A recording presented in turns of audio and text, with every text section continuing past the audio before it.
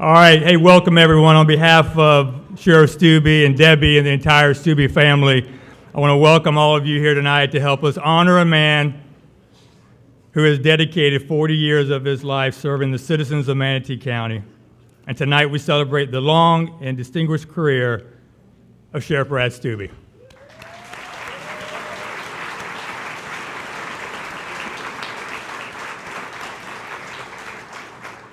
At this time, I would like to call up Chaplain Bill Pierson to conduct the evocation.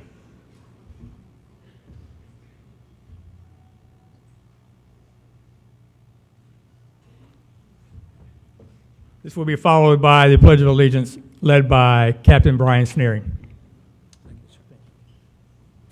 Good evening, folks. Would you stand with me and bow your heads, please? Heavenly, holy, and eternal Father, we give you so much thanks tonight for having brought into this county the Steubes and what you have done with them. You have blessed this man, Father. You have blessed him and his wife and their family. You have given him leadership skills and wisdom and discernment to know how, when, and where. Even over the many years that he's served in the county, we just thank you for all your blessings upon him. And we know, Lord, that he looks to you. He calls upon your name. He looks to you. He asks you. He prays. And for that, you bless him. And you have blessed him over and over again. And now, Lord, as he has decided to take a bit of a rest and give this position up, we just ask you to continue blessing him. We know you're not finished with him, Lord. You have things for him to do. You have trained him and taught him much. And you have a calling on his life. So after he rests for a few months, I just pray that you will show him what the next door you're going to open for him into. It may not be full time, but he's going to be into it. And we know he's not just going to sit on the couch and watch TV. No, not for this man, Father. So we just ask you to continue to bless him, bless his home, bless his family, bless his precious wife and his children, and keep them healthy and just filled with you, Father, more and more. We bless our time tonight, Lord, together as we celebrate his 40 years of service. We thank him as residents of this county for the enormous amount of work he's put in. So we just ask your blessings on him, Father, until you show him what the next door is and then move him into that door, and we thank you for that, Lord. So bless him, bless all the folks that are here tonight, Father. We thank you for all these things in the name of Jesus. And everybody said, amen. Amen. Thank you. Allegiance to the flag of the United States of America and to the republic for which it stands, one nation, under God, indivisible, with liberty and justice for all.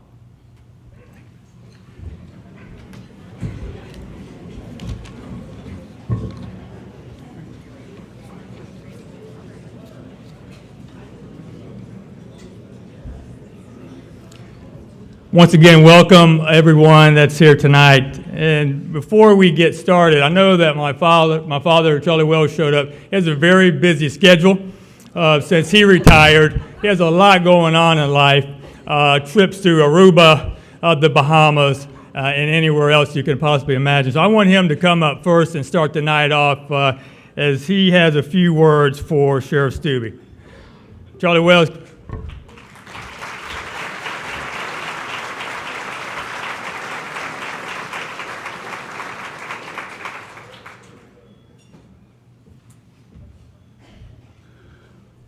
Thank you, Rick.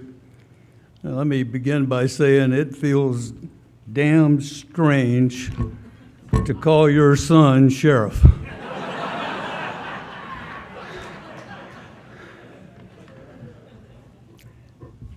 I don't remember the first time we met Brad. I really don't. I was thinking about that all day. I know it was in the late 70s when you first came to the sheriff's office, and before that, he'd worked out on Longboat Key for a couple of years, But I got to believe, and we've never discussed this either, I have to believe that that wasn't enough of a challenge for the Brad I know working at Longboat Key.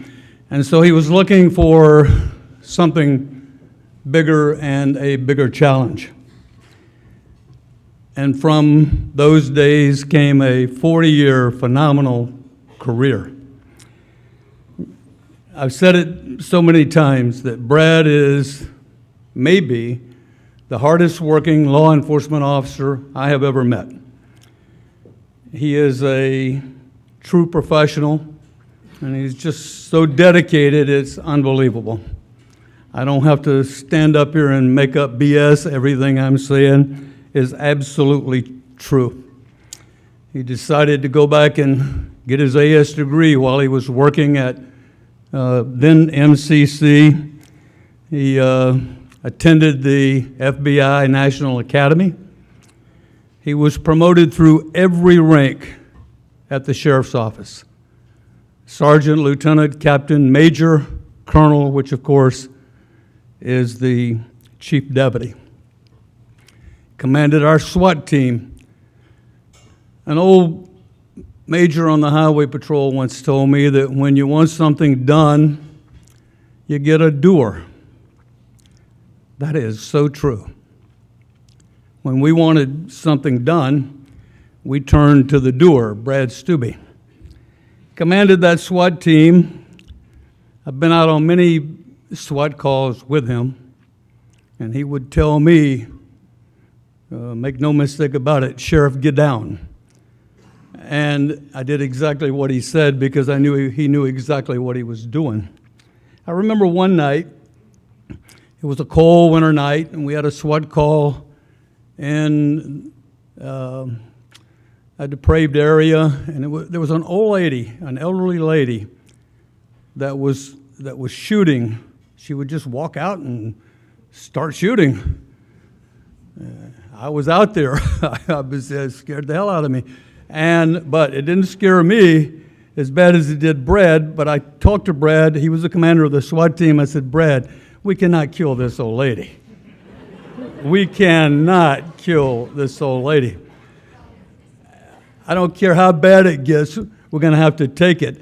And Brad darn near did take it because she shot reasonably close to him. And he came over.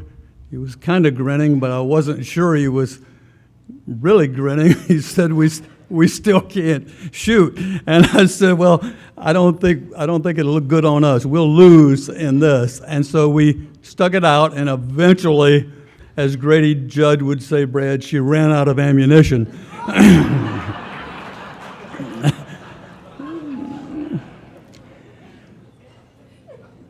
Brad has great judgment. He makes excellent decisions. They're well thought out. He has tons of energy, and he's, as I said, he's a devoted and dedicated law enforcement officer, and he has seen this county grow from a sleepy little town to a county with big city problems. And he has adjusted. He worked drugs, narcotics for a number of years. Commanded that as well. And you remember when crack cocaine hit the scene, and it was a devastating narcotic. And truthfully, we hadn't even identified it yet. We just saw people that were walking around in the dark with a beer can that was bent with a hole in the middle, and they would put where you drink up to their nose, and we saw a cigarette lighter doing that. And Brad finally walks up to one of the, he tells me this story later. He said, look, we don't want to arrest you. Don't run. What are you doing? And the guy said he was bumping it. They called it bumping the crack that was laying on the beer can. That's how we recognized the problem that we had in Manatee County. And I can tell you, it stayed around for a long time. And I guess it may be still around to some degree. Ladies and gentlemen, the job of sheriff is a difficult job. And I can attest it's a stressful one. And the reason it's so stressful is because you worry about everything. You worry about crime in the community. You worry about personnel and personnel-related situations. You worry about inmates and inmate lawsuits. You worry about unsolved homicides. You worry about budgets, employee salaries and pay raises. All of these things are on your mind all the time. When I was sheriff, the person that I talked to was the person that I trust the most, Leslie Wells. I knew it wouldn't go any further, and I knew it couldn't go any further. Well, I've watched these two people over the years. I've studied them closer than they even know. I know how close they are, Brad and Debbie. Debbie is a special person. She's a person that is a best friend to Brad. They do everything together. That impresses me as well.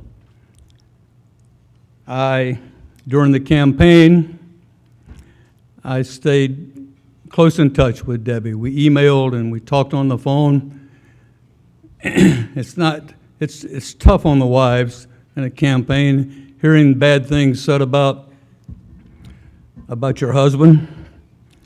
I was used to it, and most of what they said about me was true, I told her.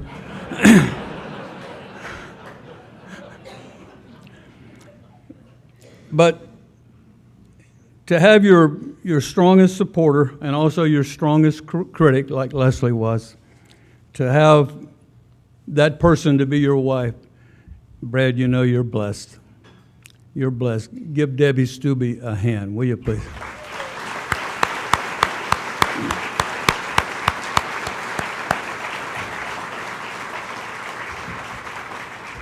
So tonight when you leave here, just remember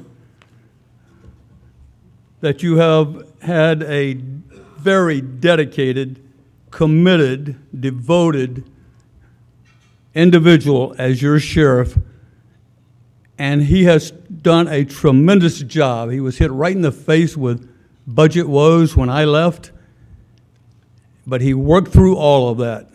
And Brad, this community, myself, everybody here is proud of you.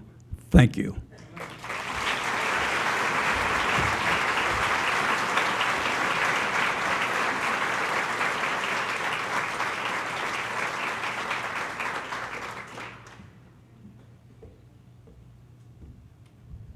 I just want to state for the record that when I was in trouble with my father, I often confide in Leslie Wells to help me, just so you know.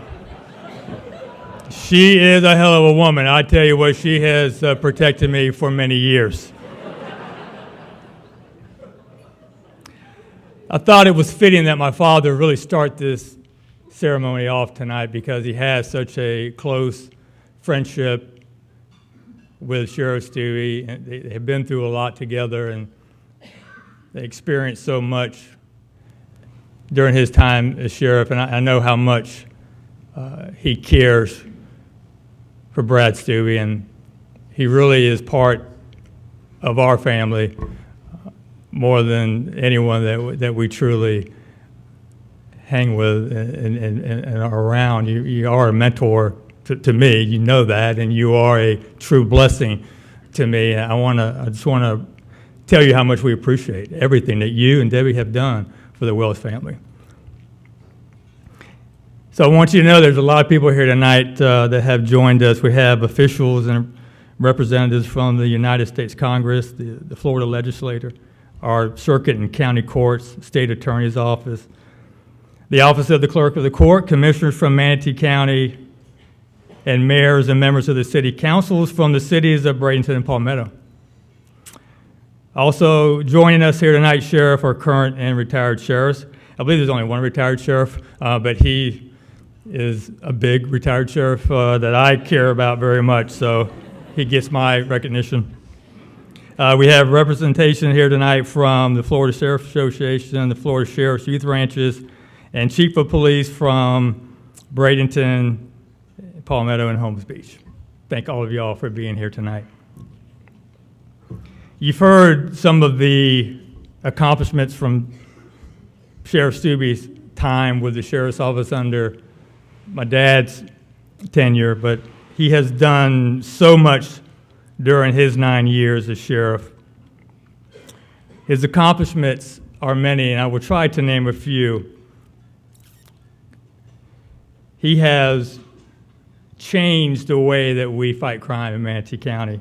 Under his leadership, he started the gang investigations under the RICO Act, which is the Racketeering Influenced and Corrupt Organizations, the child sex predator investigations, the implementation and expansion of the patrol districts. We now have 3 patrol districts throughout the county, and the weekly crime meetings that all contributed to the reduction in crime, which he enjoyed all 9 years of his time with us as sheriff. That's almost unheard of. That's very, very difficult to do, and I want you to reflect upon that for a minute. Every year you're fighting against last year's numbers. This year we will be about 15% down in crime. I am deeply concerned about that for me coming into this year. I was like, can we screw up a little bit just to give me a break here? But I tell you what, everything that he's put into reducing crime has helped make this community safer.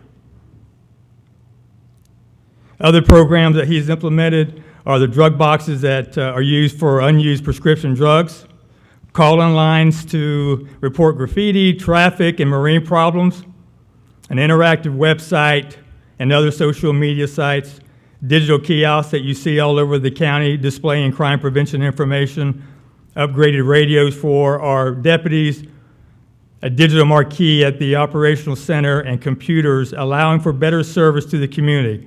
Sheriff Steube has used resources to erect and renovate several basketball courts throughout the community for the enjoyment of Manatee County youth. Programs such as the Citizens Academy, the Sheriff's Advisory Board have continued to be successful, and Barbecue with the Sheriff spun off from Supper with the Sheriff. Those are just a few that we will name at this point. There are many more that we will cover throughout the night. But at this time, I would like to have Gary Tibbetts from Congressman Buchanan's office come up, and he has something to present to you, Sheriff.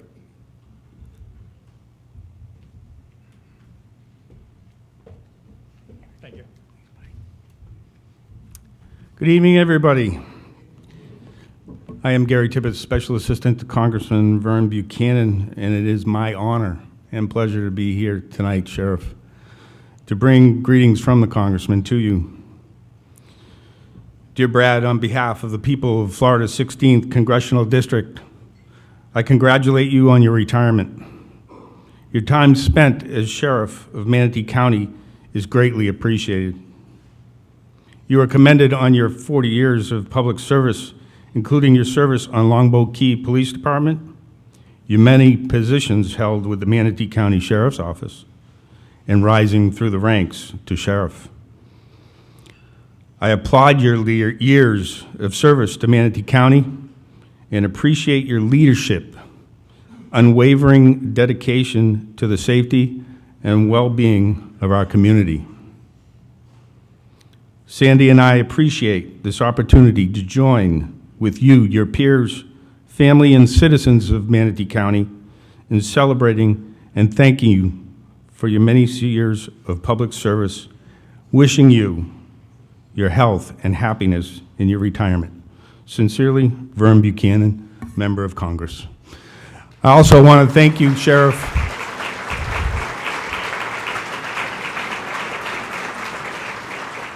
on a personal note, I want to thank the Sheriff for his continued help in my position and his friendship over the past 10 years that I've known him.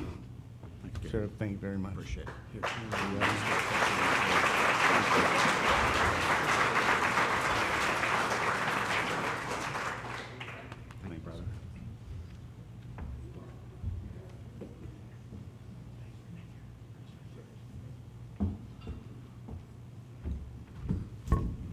Thank you, Gary. Sheriff, I wouldn't get too comfortable. I mean, I would just keep my legs out from underneath the table so you don't hurt yourself getting out. And so I want you to have easy access. You know, I remember when I was just a young trooper, my father was a sheriff, and he received a phone call. I didn't know who it was from, but it lasted about 3 seconds. And he didn't say anything but, okay, bye, real quick, okay, bye. I said, who are you talking to? Talking to Brad Steube. I said, well, man, what? I mean, it was like a 3-second conversation. What were y'all talking about? He says, well, listen, Brad doesn't talk on the phone very long. So what I try to do is I try to say goodbye before he says goodbye. I want to beat him to the punch.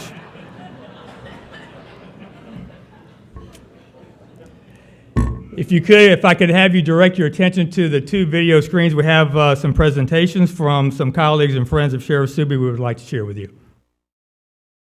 I'm Lawrence C. Livingston, pastor of Eternity Temple, 716 29th Street East, Palmetto, Florida.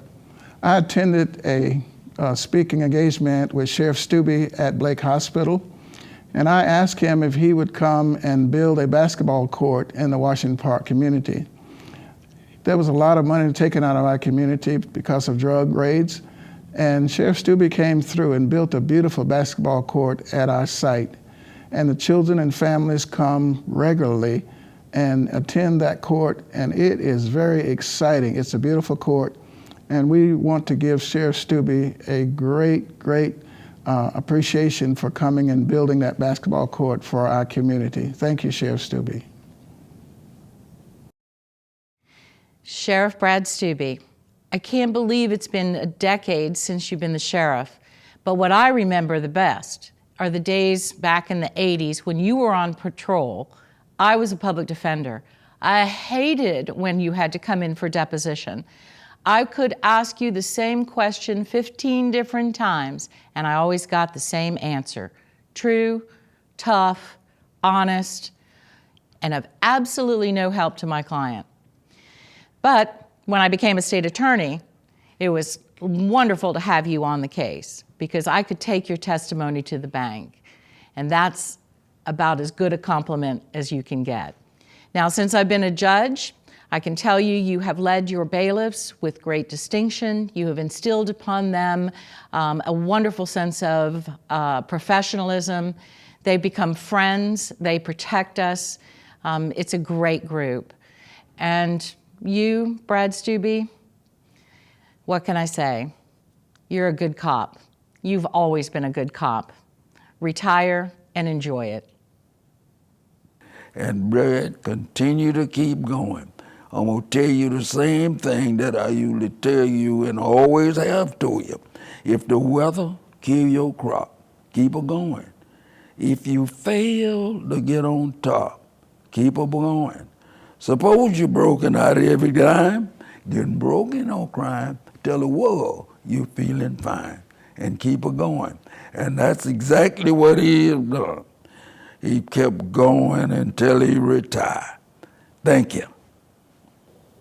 Sheriff Steube is an amazing inspiration to so many people in our community, including our youth. As a child growing up in the Boys Club, Brad was honored for his leadership in 1967 as Boy of the Year. At that time, he was a junior staff member and was being recognized for his leadership and his willingness to help others. These attributes carried into his adult life, sharing his values with others and leading by example.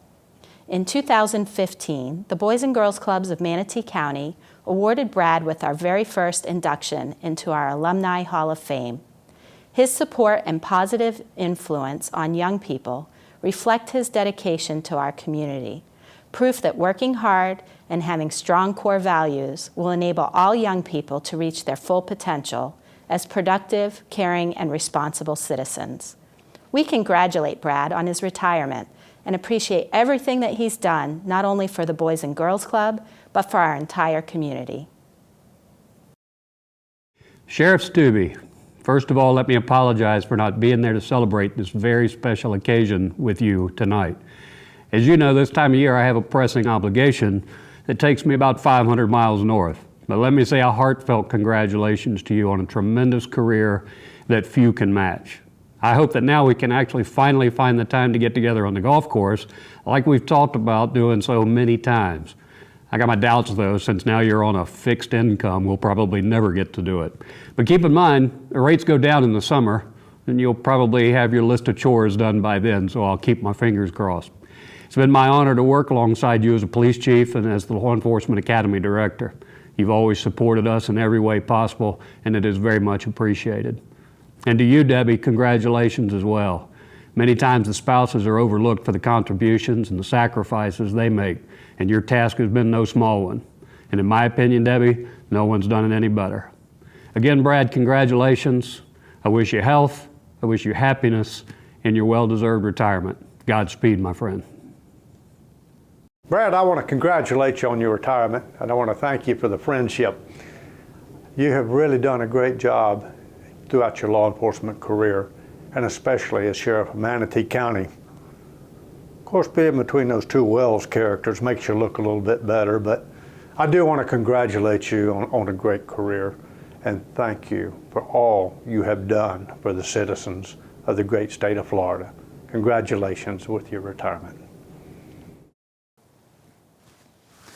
Yes, Brad, it's me, Rappin' Raz. In honor of your retirement, I prepared a retirement rap song for you. So let's see how it goes. Hit it! Yeah! Sheriff Brad Steube,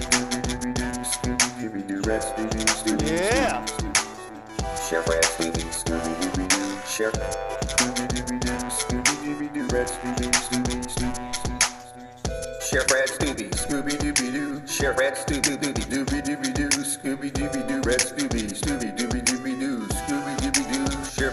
Sheriff of Manatee County. Honest, faithful, trustworthy, integrity, cool. What a solid name. Brad Steube, Scooby-Dooby-Doo. Sheriff of Manatee County. Scooby-Dooby-Doo, Scooby-Dooby-Doo. Honest, faithful, integrity, cool, solid. Sheriff of Manatee, Brad Steube. Brad Steube.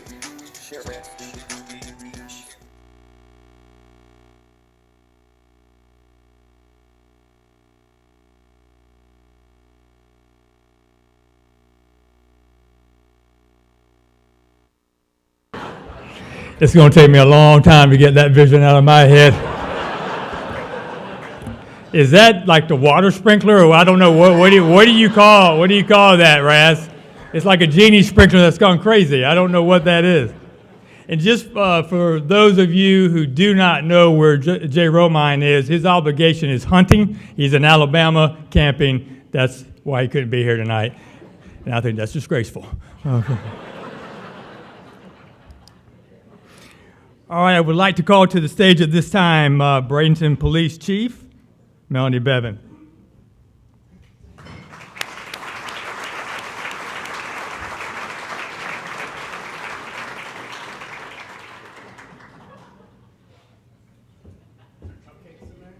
No. If I had known that I could practice and do it on video 10 times,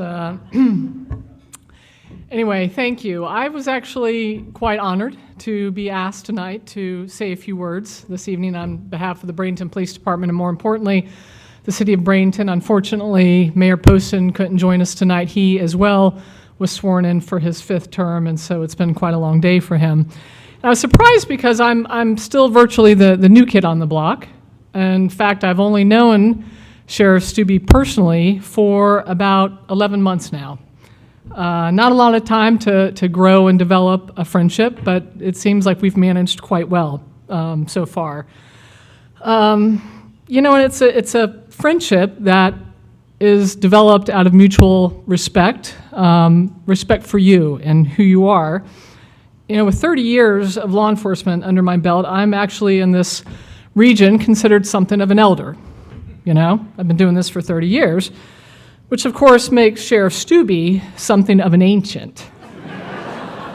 In fact, of course, I'm sure you hear this all the time, I was only 10 years old when you first became a police officer, so you have me on that a little bit. However, anyone in this profession knows that time and experience benefits those of us who are trying to lead these agencies of ours in very uncertain and trying times. And I'll admit a bit of fear for our officers, quite a lot of fear for their well-being. It's scary times right now, and I think we can all acknowledge that. And it's certainly not the same profession we started in so many years ago. But I'll tell you, I know a lot of chiefs and a lot of sheriffs all across the nation. Those who lead their agencies and those who manage their agencies. Sheriff Steube falls into that latter category, and I'll tell you a short story of just how I know that in the 11 months that we've known each other. So I'm one of those old-fashioned people. I don't use an ATM card, don't do electronic banking. I like to go to the bank, bricks and mortar kind of place. Maybe Sheriff Steube is somewhat like me, because it just so happens that he and I had a little situation about 3 months ago at the bank right down the street from the Bradenton Police Department. Perhaps you recall this, Sheriff Steube? I thought so. Not sure if you've told your wife about our meeting there, our chance meeting there. So as I was turning into the parking lot on the south side of the bank in my unmarked SUV, I'm kind of being blocked in the driveway because Sheriff Steube is trying to pull out. He drives one as well. And I was halted by the sheriff, who was trying to pull out at the same time. I never really asked why you were there, but I'm assuming you were cashing your paycheck, which I'm sure is much larger than mine. Anyway, I pull up, and I think he's being friendly, and I start waving hello, and I immediately see he's very serious, which of course I now know is virtually every waking moment of his life. But I didn't realize it then. But I did realize that he was more serious than his typical serious. "Chief," he calls out. There's a guy on a motorcycle. He just backed it in very suspiciously. He's wearing a leather jacket. He hasn't unzipped it. He's rubbernecking. He's got his helmet on his head. He's heading towards the front of the bank. This doesn't look good. Okay. Now, for those of you here who are not in law enforcement, those of us who are in law enforcement would consider that a clue. That maybe something bad was about to happen at that bank. So still barking out orders like I'm his third phase rookie, he dispatches me to pull around front to see if I can copy the tag, and that he would circle the block and that I should meet him over on the north side of the bank. "Roger that, Sheriff." I responded back, and I started to pull away and got a few feet, stopped, and I roared back. Why? Well, remember, this is still a fairly new land for me, full of unfamiliar landmarks and compass points. "Wait, Sheriff," I called out as he screeches to a halt. "What, Chief?" he says in an exasperated voice. "Sheriff, what side is the north?" Anyway, I indiscreetly pulled in front, retrieved the tag, and then drove around to the north side, grabbed my radio and gun, jumped from my car. I was in a soft uniform that day, and jumped in the passenger seat alongside the sheriff. He sees me coming, he says, "You're getting in the car with me?" And there we sat, about 100 feet away from that door, watching the front door of the bank, poised and ready. No more planning was necessary. This wasn't our first rodeo. We both knew our roles, depending on how that guy came out that door. And we were confident in our abilities. And since we really didn't know for sure what this one was all about, neither of us was going to cry wolf.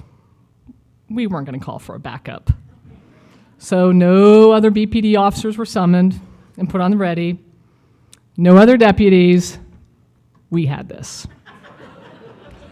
And while we would never, ever wish for a crime to occur in which fear or harm could come to someone, I looked over at the sheriff at that moment, watching him at that moment with his hand on the door, ready to spring into action, ready to jump out, and said to him, Now, wouldn't this just be spectacular? The sheriff and the chief catching the bad guy. And he smiled back, looking over at me, nodding his head in agreement. And he kept smiling until I reminded him that we were in my city, and that while he could have the takedown, that I would be claiming the arrest stat. No bones about it. Okay, well, I hate to have built you up for this really exciting climax because the story's going to end right there. Obviously, as none of you all read about this in the newspaper, the sheriff wasn't able to apprehend a bank robber in his last few months on the job, and me in my first. But the fact that he would have, and that he could have, and that when he looked over smiling at me, I still saw that fire in his eyes that I see with the young rookies coming on, reflects the man who we are losing to retirement today.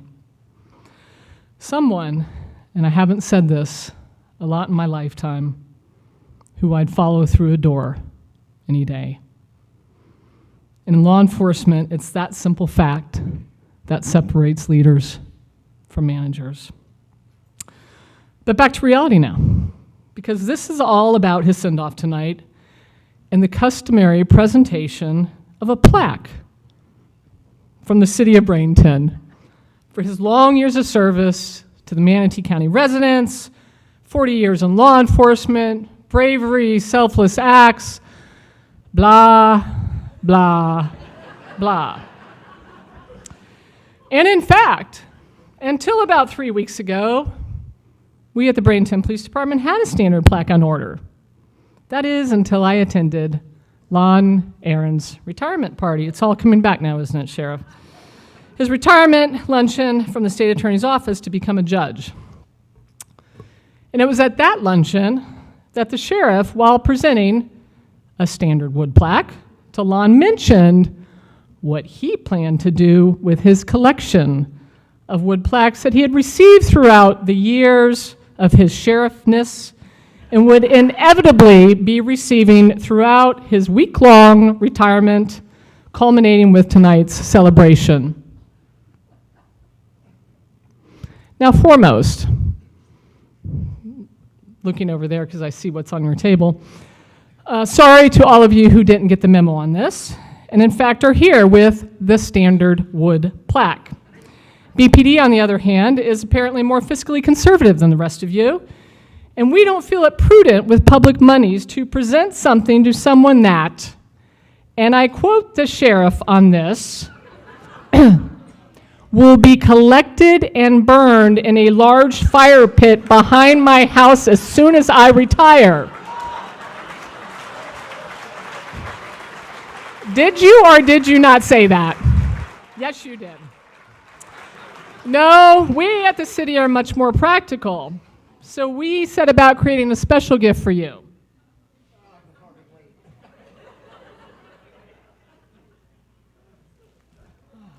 It's very delicate. Okay. Something considerably cheaper for us, because we all know that BPD doesn't have the expendable funds that the sheriff's office has. Something you might find a little bit more useful for your bout of pyromania and planned hot dog roast. And that isn't the composite wood type, which is really bad for the environment. You have some lighters here. We didn't really bother to get a brass nameplate because it's going to burn anyway. On the back, it's got the starter log. So you really just need to start it here and there, okay? We'd ask that you pull out the gift card before you light it, right? And the BPD coin. But Sheriff, if you'd like to come up, this is for you.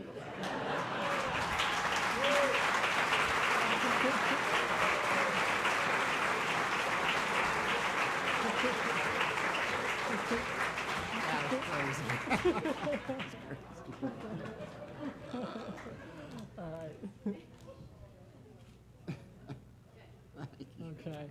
You have more?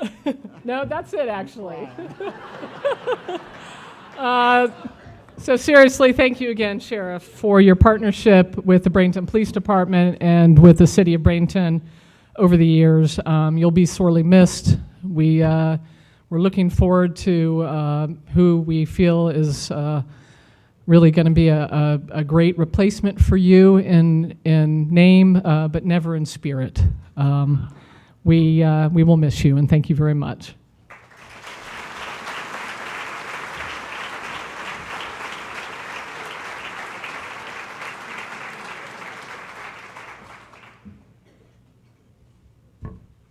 Mel, I have one thing to ask you. When you guys were sitting in that car in front of that bank, did he have on shorts and flip-flops? Because that is his off-duty attire. He can flick those things off and take off now. He don't play. He's going to run. I want you to know I will follow you through a door. Okay, I'm there for you. And I want to say that I know you've only known him for 11 months, but believe me when I say this, you probably know him the same as someone that has known him for 25 years, okay? I guarantee you. All right, next we're going to have a very special lady that I care deeply about, who's been very good to me, Palmetto Mayor, Shirley Bryant. Mayor?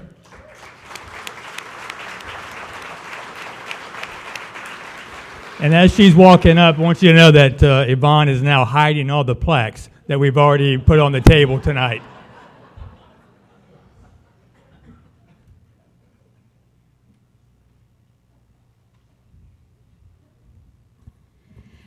You know, the big dread when you're going to speak is to follow Chief Raz. I thought that was one thing. But then to follow Chief Bevan, that's cruel. Just cruel. I just want you to know. Before I really start my remarks specifically, I know that we have so many people in this room that are in some form of law enforcement, some type of first responders. I just want to share with you a feeling that I have that's very important to me as the mayor of the city of Palmetto. We can do whatever we want to do. We can bring in grants. We can bring in businesses. We can try to do all these great things. But the cornerstone of a successful community is a safe community. So thank you to all of you that have helped to make this community the safe community that it has been. Thank you.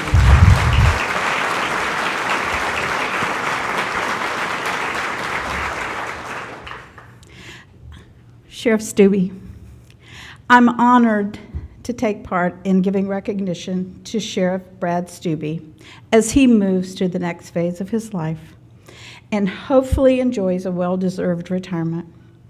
After a lifetime of service to Manatee County and dedication to the safety of the public, Sheriff Steube has certainly earned this time. Over my lifetime, I've had a growing respect for law enforcement, first responders, and military. All carry with them a commitment of service above self. These individuals do not serve alone, and it is only with their families' support that they are able to do their jobs, and these jobs take a tremendous toll on their personal lives. Sheriff Steube is among those that has worked virtually all levels of law enforcement and sacrificed his personal life to the betterment and safety of this community. Not all can claim such devotion to this cause. Sheriff Steube has made the safety and welfare of all of Manatee County his top priority. He's been ever vigilant in making sure his officers had the equipment and the necessary training to do their jobs and to protect them from harm, and to ensure that all levels of public safety work together in a crisis situation to always achieve that first objective, which is to protect the citizens of Manatee County. Whenever the city of Palmetto has needed his assistance, he's always on the other end of the line. No matter what, I could always count on him as an ally to the city of Palmetto and to me personally. To Debbie, Greg, Grant, thank you for sharing Brad Steube with our community. He's definitely done a great job, and we all wish you the very best in this next phase. I would just ask Debbie not to make the honey-do list not too awful long. God bless you all, and Godspeed. Thank you.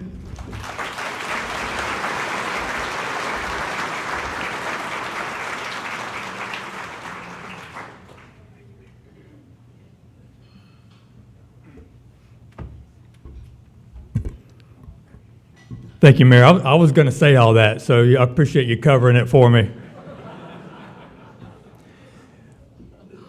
I want to say real quick, so I don't forget, I want to talk just briefly about Debbie Steube, because she is awesome. She's an incredible woman. And Sheriff, we've been working on this for several months. I don't know how long, Debbie, but Debbie she's worried. She wants everything to be perfect.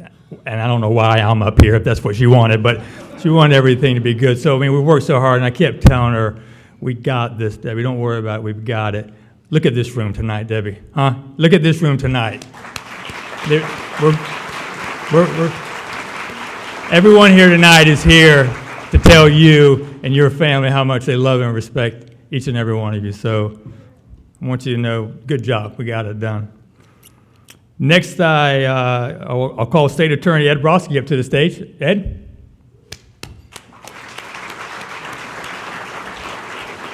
And let me say, when Ed is coming up, Sheriff, I know how you are. And Debbie, we're trying to cut things down short. We're trying to keep it short. I know when you start getting a little anxious, you start tapping your foot, and you want to sneak out the back door. You can't go out the back door tonight. You got to stay. But people kept adding on. Don't be mad at Debbie. Be mad at me. But I don't care because I'm the damn sheriff now. We're going to run this show the way we want to run it for you.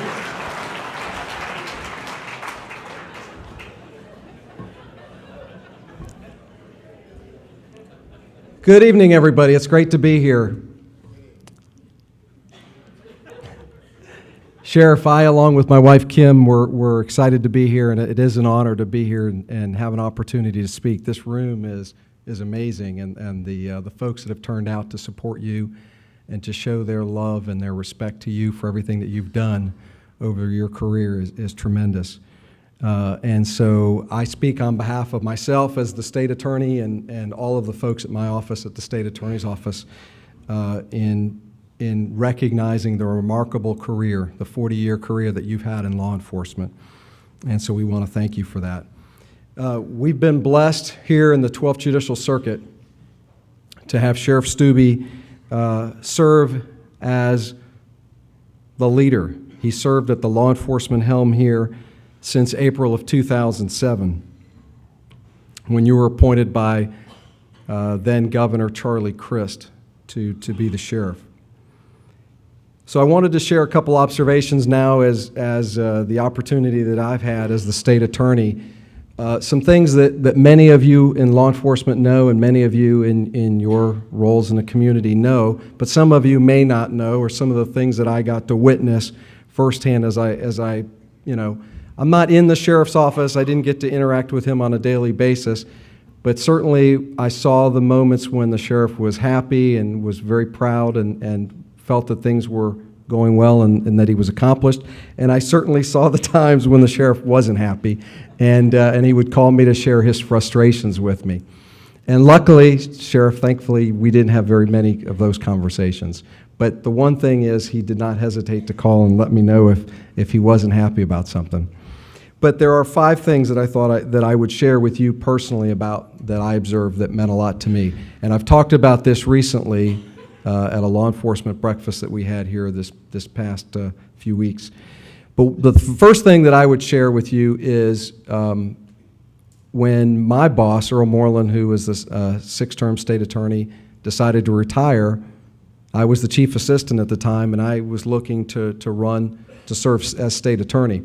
Because what happens in state attorney's offices when a new state attorney comes in, they very quickly come in and they bring in their own chief assistant. So I knew that I loved being a prosecutor and I enjoyed the work that I did, but that if I didn't run, there was a strong possibility that a new incoming state attorney could come in and I would very much have a real possibility that I would lose my job.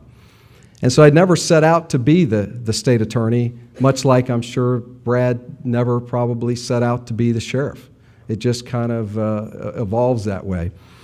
And so I set out to be the state attorney after Earl Moreland announced his retirement. And of course, I did have the support of Earl Moreland in supporting me, but the very first person that I went to and that meant the most to me and was pivotal in my decision as to whether or not to go out and seek an election for state attorney was to go to Sheriff Brad Steube. I'd spent 18 years in the Manatee County office, and there was no one more that I respected and looked out for and wanted to know if he thought that the work that I had done was valuable enough to then seek the position. And if he had not supported me, and I've told him this recently, that I would not have sought the position of state attorney. But so, Sheriff Steube, I can't tell you how much that meant to me. And certainly as I went out looking for further endorsements and further support, all you had to say is that you had the support of Sheriff Steube. And that meant a lot. So I thank you for that. And that was one observation. And the second observation is something that Sheriff Wells talked about, Rick Wells. And he talked about the crime rate. And that is, not any exaggeration. Since Sheriff Steube took office in 2007, all the way to the present year, the crime rate in Manatee County has precipitously dropped every single year. It's through the innovation and the leadership and the things that he brought about at the sheriff's office. He made a tremendous impact in making Manatee County a safer place for all of us. Every single year. And he's right. I worry about that because he has to shoulder that if all of a sudden the crime statistics start to go up. And then I face the criticism as well as the state attorney. So, but I can tell you, that is a tremendous feat, and that's a tremendous accomplishment by you, Sheriff. The third thing is that I will share with you, and for a lot of law enforcement deputies that are here, and there are many deputies here, I've had the opportunity to witness Sheriff Steube talk on multiple occasions about officers that have been killed in the line of duty. And I've heard Sheriff Steube talk on multiple occasions about his deputies and the devotion and the love that he had for his deputies. And many of those times, almost every time when he begins to speak about his deputies and how they're out there every single day and every single night putting their lives in danger for our safety and our community, he became emotional. He's an emotional sheriff. But what that said to me is the love and the passion and the devotion that he had for each and every one of his deputies. And so that always stood with me, the level of care and love that you had.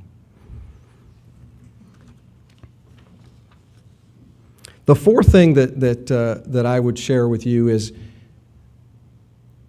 one of the greatest things that I think has been an attribute of what Sheriff Steube has done is the level of collaboration and partnership that we have with other law enforcement agencies. One of the things that our law enforcement leaders do here in Manatee County, we're part of the Law Enforcement Council, and we meet every month at the Manatee County Sheriff's Office. And it's every police department represented here in Manatee County. Additionally, we have the agents from the Florida Department of Law Enforcement. We have the Florida Highway Patrol. We have the FBI that joins us. We invite the clerk's office. We have a number of agencies. But the thing that is that is so powerful to me is the strong collaboration that he has created and fostered. Each one of us feels like we're in a brotherhood with one another. We all care about each other. We all look out for one another. We all support one another. What you saw from Chief Bevan, who's only been here 11 months, is her love for Sheriff Steube after only 11 months.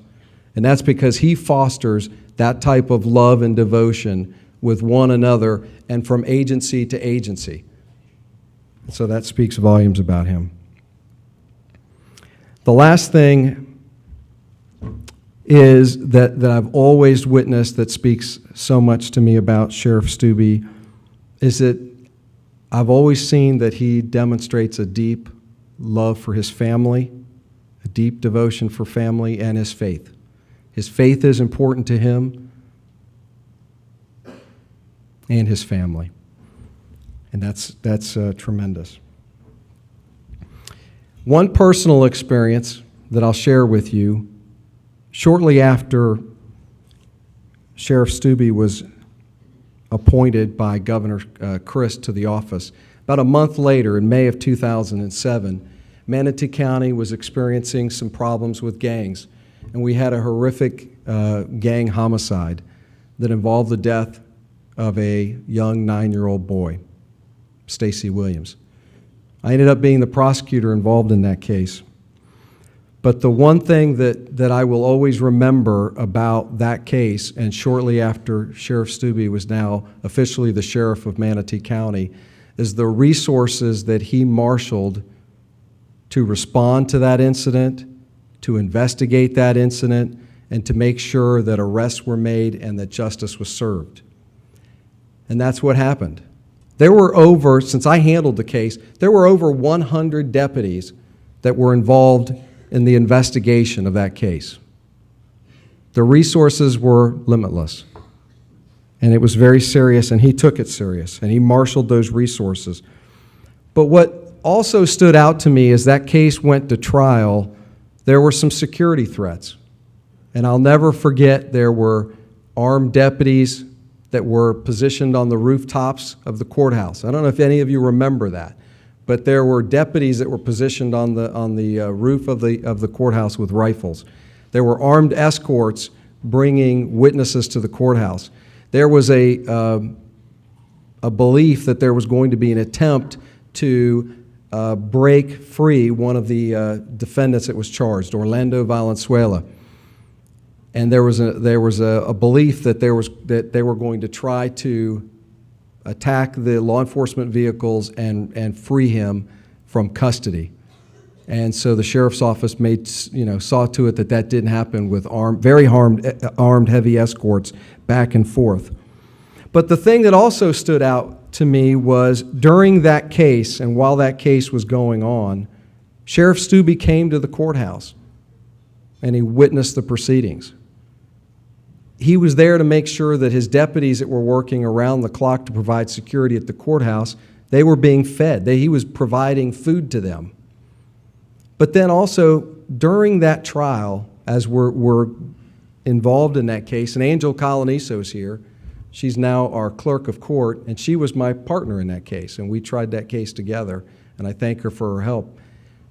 But the one thing is, the thing that always meant a lot to me, Sheriff, is while we were in the throes of that case, is that you came to our office and you came to see us and thank us for what we were doing. And that's a memory that I'm never going to forget, and all the things that you've done as sheriff. Before you was Sheriff Charlie Wells, and he was an excellent sheriff, and we all recognize the wonderful contributions that he brought to Manatee County. But one of the smartest, wisest decisions that he ever made was in selecting and grooming and planning for the succession of who was going to replace him as the next sheriff.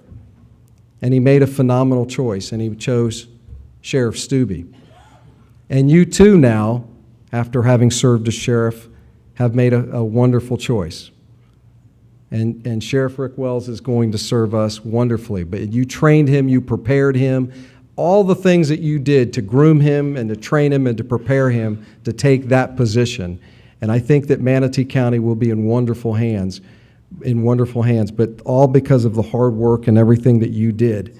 So on behalf of myself, my office, all of us here, because I know there's a lot of people that could get up here and speak, I say God bless you, your family, bless you, God bless you, Debbie, and the kids, and thank you for everything that you've done.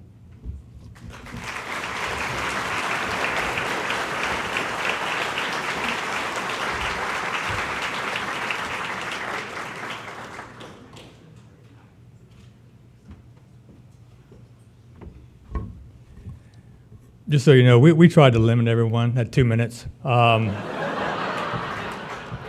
what happened with Ed is Ed made it very clear that 2 minutes in attorney time is actually 15. He wanted to include some exhibits, which we would not allow. And this is how we thought it was going to go tonight, Sheriff. You know, very serious. You know, I was not expecting Chief Bevan to come up here, and all I heard was something about a woman jumping in your car and kindling a fire. That's all I heard. But then Michelle Hall said something like, hey, I heard it was going to be a roast. I said, no, it's not. I don't know where you heard that. She's like, yes, I did it. I said, don't tell me that. Don't tell the sheriff. Oh, my gosh, I started getting all nervous. So I don't know where that roast stuff came in until Chief Bevan comes up and kind of lays out the rules of engagement. But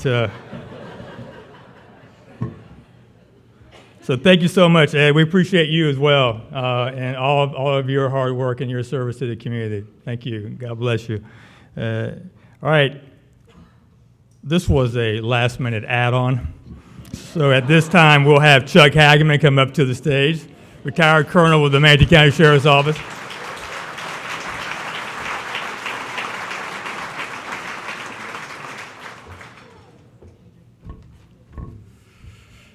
Good evening.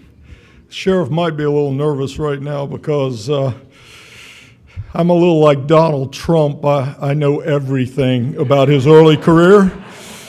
But don't worry, Sheriff. What happened in narcotics will stay in narcotics. Brad and I came to the sheriff's office in the late 70s, and I was fortunate enough to be on his squad, and it was his squad. He was the squad leader. We all looked up to him. You would be on a call, and the deputy would go, wait a minute, I'm going to go call Brad to get a second opinion. Really, dude? I'm standing right here. You know, you could get a second opinion from me, but no, he called Brad. He was the backup that you were very glad to see come rolling up many, many times. He was the guy I tried to emulate in my early career because he was the leader. The supervisors put him in Zone 7, and that was the center of the county. That was Cortez and 41, and they put him there for a reason. They put him there so he could go anywhere in the county when things got rough. He was there when everybody needed him. Now, Brad and I then went to CID together, and I can tell you he was an excellent investigator. All the supervisors wanted him to work for them, and all the guys would go to Brad when they needed advice. And I'm thinking, really, dude? I'm standing right here, and I'm your sergeant, okay? So then Brad and I went to narcotics after that as sergeants, and this was really his forte. This was his expertise. He built a unit that was professional from a unit that wasn't what it needed to be, and the sheriff sent him there for that purpose. He took it so seriously and he worked so hard, we were hardly never home. And of course, all the guys went to him and, had to ask him for advice. And I'm sitting there go, really? I'm right here and I'm your sergeant. Okay, we'll both go ask Brad.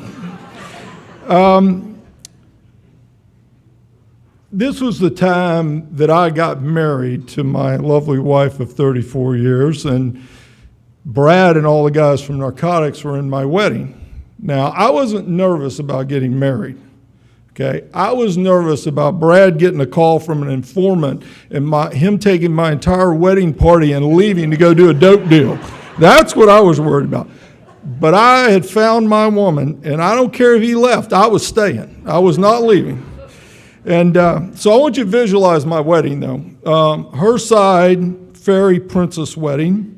My side, biker wedding, but we were in tuxes instead of biker jackets. I knew I was okay, though, when I got him to the reception, because there was no way he was talking them out of leaving free food and free booze. When Brad left District 3 as a captain, I went to District 3 to be his replacement. When Brad went to be Major of Enforcement, I went to the Major of Enforcement. Now, on my interview for that job, they asked me a question. They said, what is your biggest concern about being the enforcement major if you get the position? And this was my answer. I can't be as good as Brad Steube. I don't have his focus, but I'm the next best thing.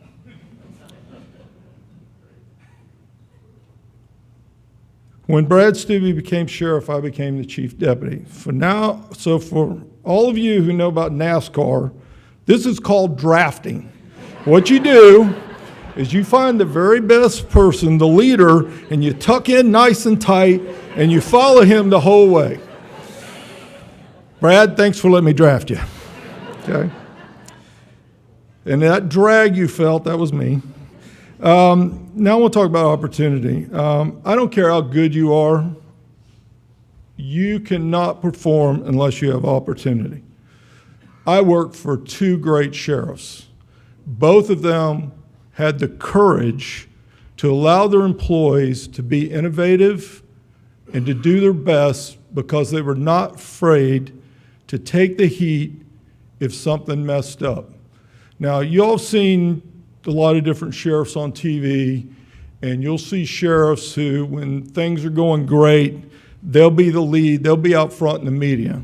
And then when things aren't going so great, the chief deputy is out front in the media.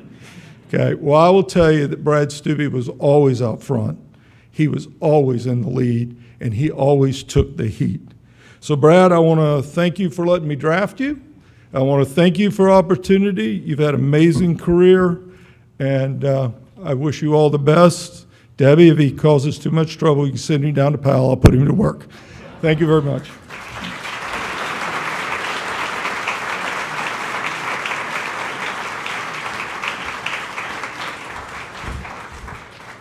Thank you, Chuck. I tried to emulate Sheriff Steube as well. Worked very hard at it, actually, but he told me to stop because I smiled too much, and so I just gave up.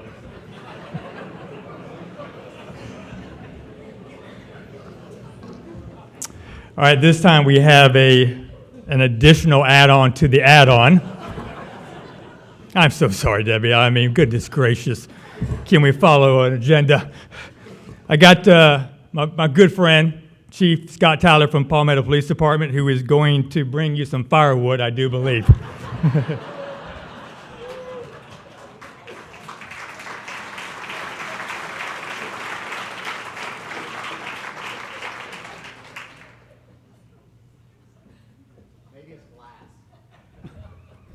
Yes, Sheriff, it is a plaque.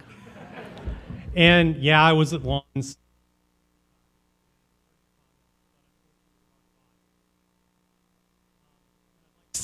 Myself, but I can't, but we thought it was a nice plaque. And so since Chief Bevan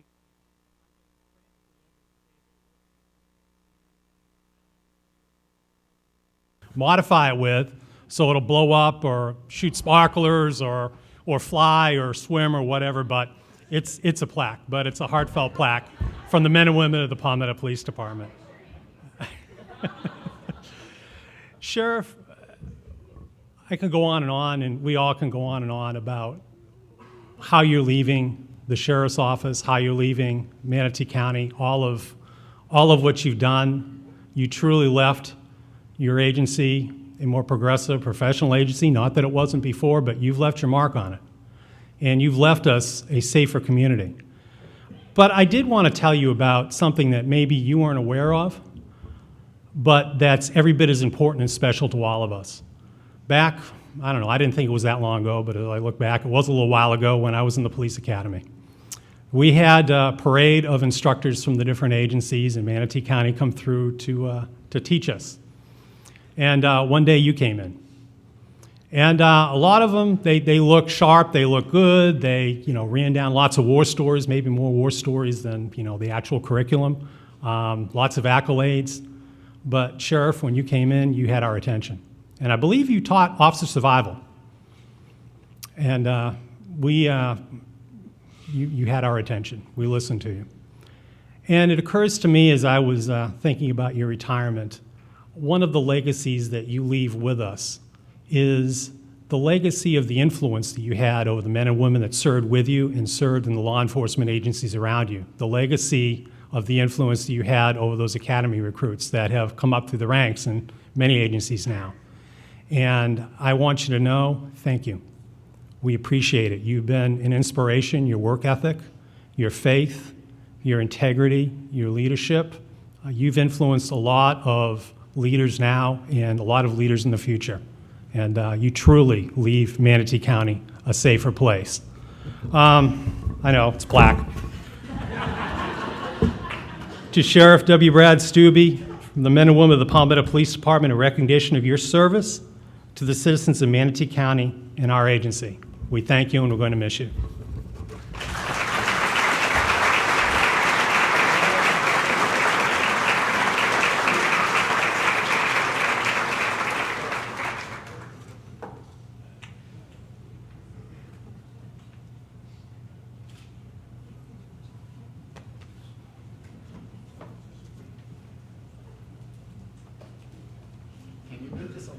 I'm trying.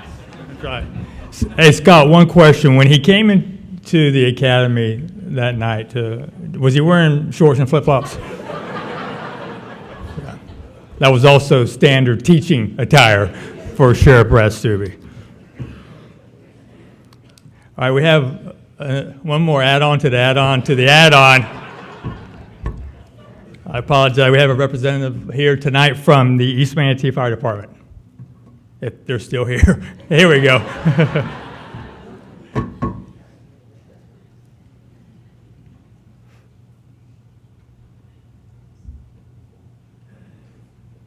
We are getting like so close. We're almost there.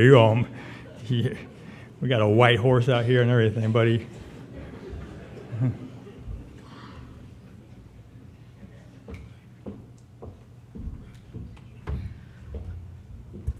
You still live in Mill Creek, right?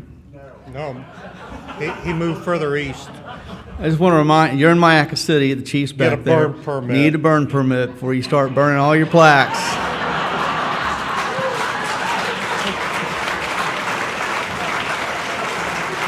Because I know you don't want us to come to your house again. You'll get the bill next time. And by the way, if you do decide to burn this, take the clock out first. But just 2 words from me personally, a professional and a gentleman. And I mean that, Brad. You want to come up? Come on up.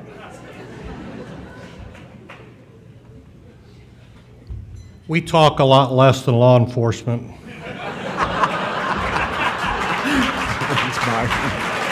Chief, thank you. Congratulations. In appreciation to Manatee County Sheriff W. Brad Steube for your years of support and friendship to the East Manatee Fire Rescue District and wishing you the best in your retirement, January 3rd, 2017. Thank you. Thanks, Sheriff. Let's get a picture. Come on over here. Lee, you want to get in the middle?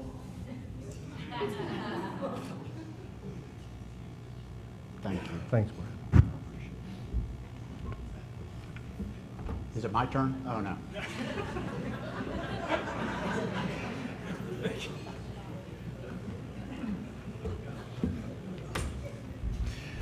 I'm under a lot of pressure here, and I want to apologize to my father.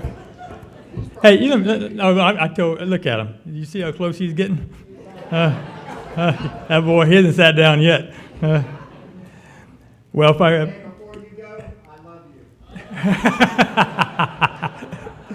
I'd like to direct your attention once again to the video screens for some more video messages. Hello, Sheriff Steube. This is your colleague, Orange County Sheriff Jerry Demings, and President of the Florida Sheriff's Association. As you can see, I'm already on vacation, and I don't come off vacation for many people, but I wanted to give you a congratulations on your retirement. It has been certainly a privilege and a pleasure for me to serve with you as sheriff here in Florida. We're going to miss you walking in the halls of the legislature in Tallahassee, and I'm going to personally miss what you have meant to all of the sheriffs and law enforcement, as you have been a very instrumental part of our legislative subcommittee. You've also been one of the wisest sheriffs that I know. We all certainly support you in your decision to retire. Enjoy retirement. I hope you get a chance to do some fishing and also get a chance to maybe go hunting, spend some time with family, and take care of all of those honeydews that they have for you to do as well.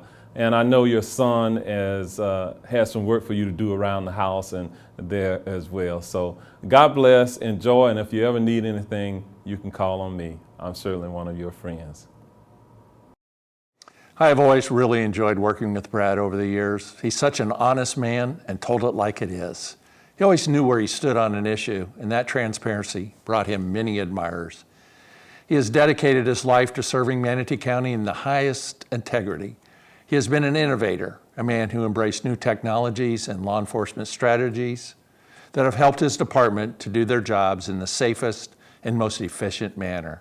That's been good for our community. When you needed something, Brad was always there for you.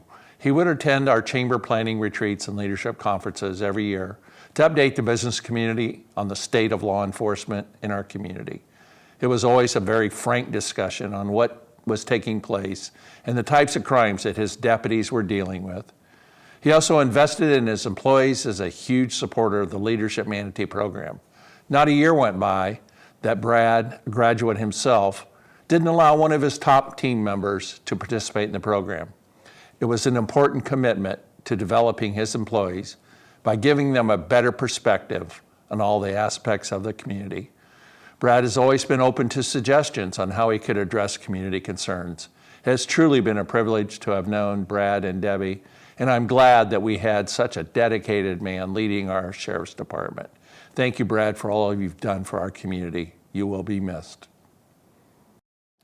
Sheriff Steube assumed command of the Manatee Sheriff's Office in turbulent times. He led a department that has had to confront threats posed by gang violence, an epidemic of OxyContin abuse and pill mills, and an infusion of heroin laced with fentanyl. He approached these challenges firmly, effectively, and with due regard for the rights of the accused, and with a special concern for the rights of innocent victims. He was an exemplary leader and a model of what good sheriffs should be. He was innovative in the use of new crime-fighting technologies, resulting in solid arrests and successful prosecutions of the guilty. And he was respectful of the laws that protect all members of the community. Manatee County owes Brad Steube a debt of gratitude for his years of dedicated public service in our most dangerous of civilian professions. May he be blessed in his retirement, and I pray that he has a restful, relaxed, and fulfilling future. Congratulations on an outstanding career, Brad. Your years of dedicated service have had an impact well beyond Manatee County. And for those of us that have worked with you over the years, you've been a great example of professionalism and integrity. Enjoy the rewards of a well-deserved retirement. You've earned it, Brad. Best of luck. Sheriff, I'm here to personally congratulate you on your years of service and retirement. But I think it's more important for you to know, from the perspective of the judiciary, how professional your organization and people have been, both in and out of the courtroom, which has ultimately benefited our legal system. From a personal standpoint, Brad, you and I have each known each other for a long time. Back to the days working undercover. That would be you, not me. Back when we both had a lot more hair, even more facial hair. You certainly have earned the right to retire and relax and maybe even grow that beard back. Other areas I understand may be more difficult. I know, I can relate. But I do hope that you stay involved in the community on your own terms. I know everyone wishes you the best retirement. God knows you and Debbie deserve it. Congratulations. Stay in touch. Sheriff Steube, Brad, I want to thank you on behalf of Manatee County, the City of Holmes Beach, the Police Department, and law enforcement community in general for your leadership over the many years of dedicated service. We appreciate you more than you'll ever know. You've been a blessing to this community like none other. On a personal note, I want to thank you for your individual leadership, your guidance, not just as a law enforcement leader, but as an example of a spiritual, prayerful, God-fearing man and a family man that you've shown me over many years. I hope that God blesses you and continues to keep his hedge of protection around you and your family on your next journey as you go off into this next chapter in your life. Thank you for all you've done for Manatee County and for me personally. Brad, you were student body president at Bayshore Junior High and were an excellent athlete at Manatee High School, but I could beat your butt at ping pong. You were incorruptible and were one of the 2 best sheriffs since 1933. You were smart enough, as was I, to marry a woman so beautiful and personable that she could stop a clock. Whenever I mention your name, people praise you for your leadership. Thank you for service to our community and your friendship. You have been a blessing to this community. God bless. Hi, I'm Braden, and I'm from Bradenton. Hi, I'm Hunter, and I'm from Bradenton. Hi, I'm Justin, and I'm from Bradenton. Sheriff Steube, I'm Bill Fry. I'm Brad Gregory. And I'm Maria Knapp. From the leadership team of the Florida Sheriff Youth Ranches. We want to thank you for your support and advocacy. For loving our kids. Thank you, Sheriff Steube.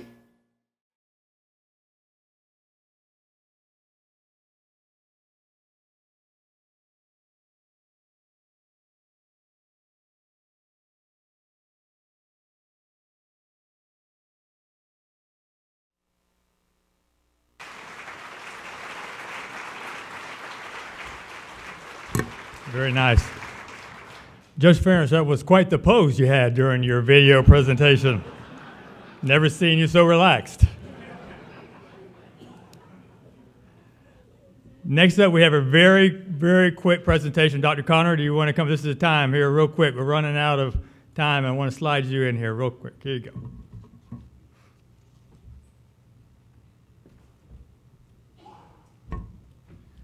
Thank you, Rick. I just brought a little something for the sheriff, and I assure you this is not a plaque. But as we've gone through 2016, I've been in a lot of settings with you as you've reflected back on your career, but also as you've related what you wanted to do early on in your retirement. A few of us got together and thought, well, we've listened to you, and you've related one of the first things you want to do is to be able to push back, just relax, go out and play some golf and let the sun hit you in the face and your hair blow in the wind. If you'd come up, we have a small token that we want to give you to see if we can't help you accomplish one of the goals that you've set out for yourself. Now we're talking.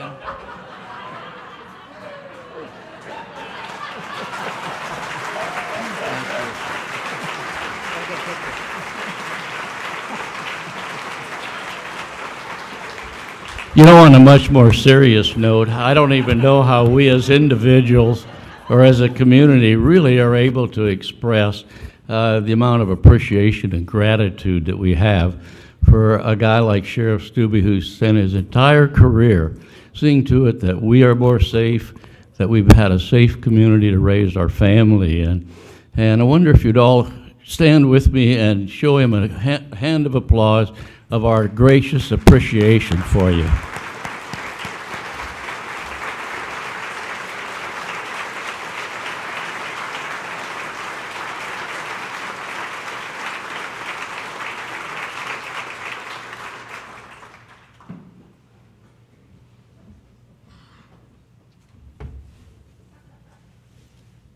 Thank you, Dr. Connor. Appreciate that. Next up, we have from the Florida Sheriff's Youth Ranches, Maria Knapp.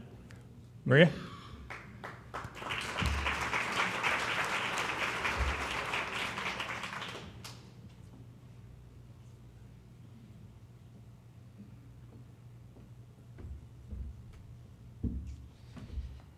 So, I'm Maria Knapp. I'm the Vice President of Donor Relations for the Florida Sheriff's Youth Ranches. And this is Doug Gillum. He's our Program Director at the Florida Sheriff's Youth Ranch here in Bradenton.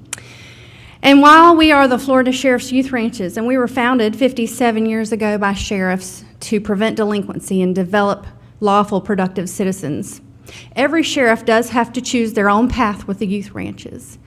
I don't think Sheriff Steube had much of a choice because, as Sheriff Charlie Wells shared, some arm twisting comes in and you just kind of step up and do your part. But with Sheriff Wells growing up Sheriff Steube, he came in ready to go with us.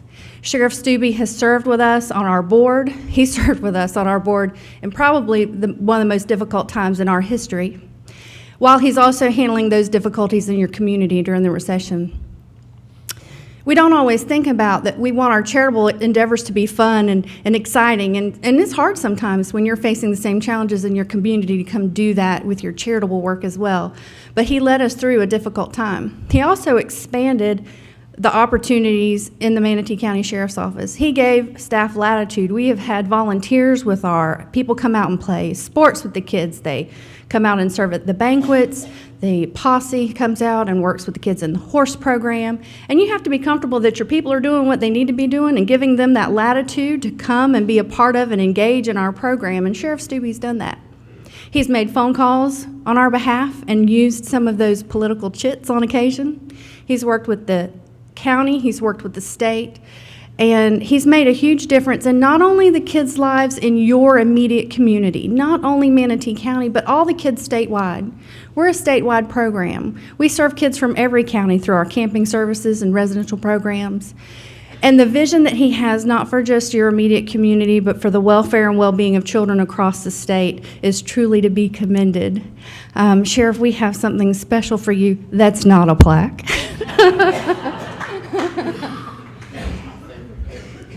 So this picture was used by the Florida Sheriff's Association as part of the initial fundraising drive to raise the funds to build the first cottage at the Boys Ranch in Live Oak. And this was former Sheriff George Watts walking a young man through our archway. And Sheriff, I don't think there are very few folks who truly epitomize this helping hand that you see the sheriff giving this young man, but you definitely do. And I'm so grateful to be here to be able to present this to you tonight. You're welcome.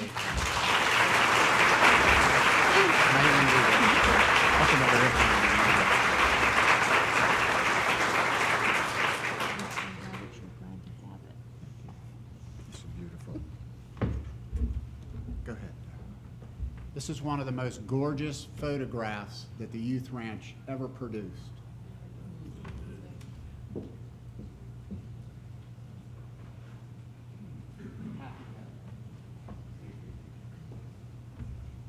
All right, next we have a very special speaker that shared a very emotional moment with Sheriff Steube not too long ago, and that's going to be Manatee County Sheriff's Office Captain Bob Mealy. Bob?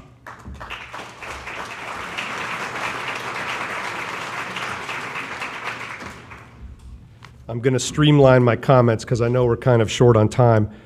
First thing I want to do, I want to thank Mrs. Steube and the Steube family for letting me, giving me this opportunity. It's an absolute privilege, so thank you very much.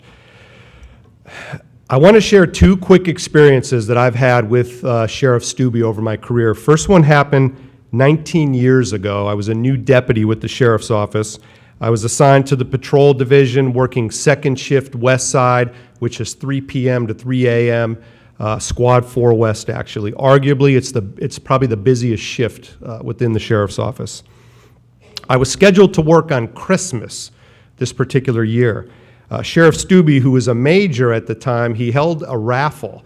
And what he did was he pulled a deputy's name out of the hat, and he agreed to work that deputy's shift for them. The criteria to be eligible for the raffle, you needed to have kids that were 10 or under, and my kids at the time were 7, 4, and 2, respectively. So I had young kids at home. My name was picked. Brad Steube was going to work my shift for me. So I got to spend Christmas with my wife and kids. My family and I have never forgotten that. Never forgotten that. Fast forward to April 2014, not too long ago. We had a bank robbery in our county. Chief Bevan, we got this thing with banks now, but we had a bank robbery in our county. A bad guy walked into the bank, mask on, gun in his hand, and he robbed this bank. He takes off, he jumps in his truck, he flees the scene. Our deputies did everything they were supposed to do. Crucial information was put out over the radio, and everybody was doing what they needed to do. As fate or luck would have it, while I was driving to the scene, I passed by the bad guy. He worked a whole career in law enforcement. That could never happen. I'm going southbound, the bad guy's going northbound. He's got the felony blinders on. He's doing nothing to draw any attention to himself. We pass each other. I knew it was the guy. I immediately got turned around. The chase was on. The bad guy eventually stopped as his vehicle became disabled. He stopped near a very busy intersection. The bad guy refused to get out of his vehicle. We were barking commands at him, and he would not get out of his vehicle. Quick as you can blink, the bad guy opened fire on us from a seated position in his truck. The first shot that he fired struck me in my right arm. With my arm profusely bleeding, Sheriff Steube was positioned behind me in his vehicle. You got to remember now, this is an active gunfight. This thing went on for 55 seconds, which doesn't seem like a lot, but it's an eternity when bullets are flying. My arm's bleeding good. Sheriff Steube grabs a towel from his car and literally crawls to where I'm at. I'm at the rear of the car I was behind. And he's rendering aid to me. My arm's bleeding, he's rendering aid to me, and he got me to a safe location. The reason I share this, it's to emphasize, think about it, this was the sheriff of our county who was there leading from the front during an active gunfight. Unheard of almost, a sheriff out there amongst the troops leading us. He was there. It defines the type of man Brad Steube is. Eleanor Roosevelt said, and I quote, "It is not fair to ask of others what you are not willing to do yourself," end quote. This quote epitomizes Sheriff Steube and his career with the Manatee County Sheriff's Office. Sheriff, I, along with the MSO family, wish you the best in retirement. Mrs. Steube family, thank you again very much. God bless you and thank you.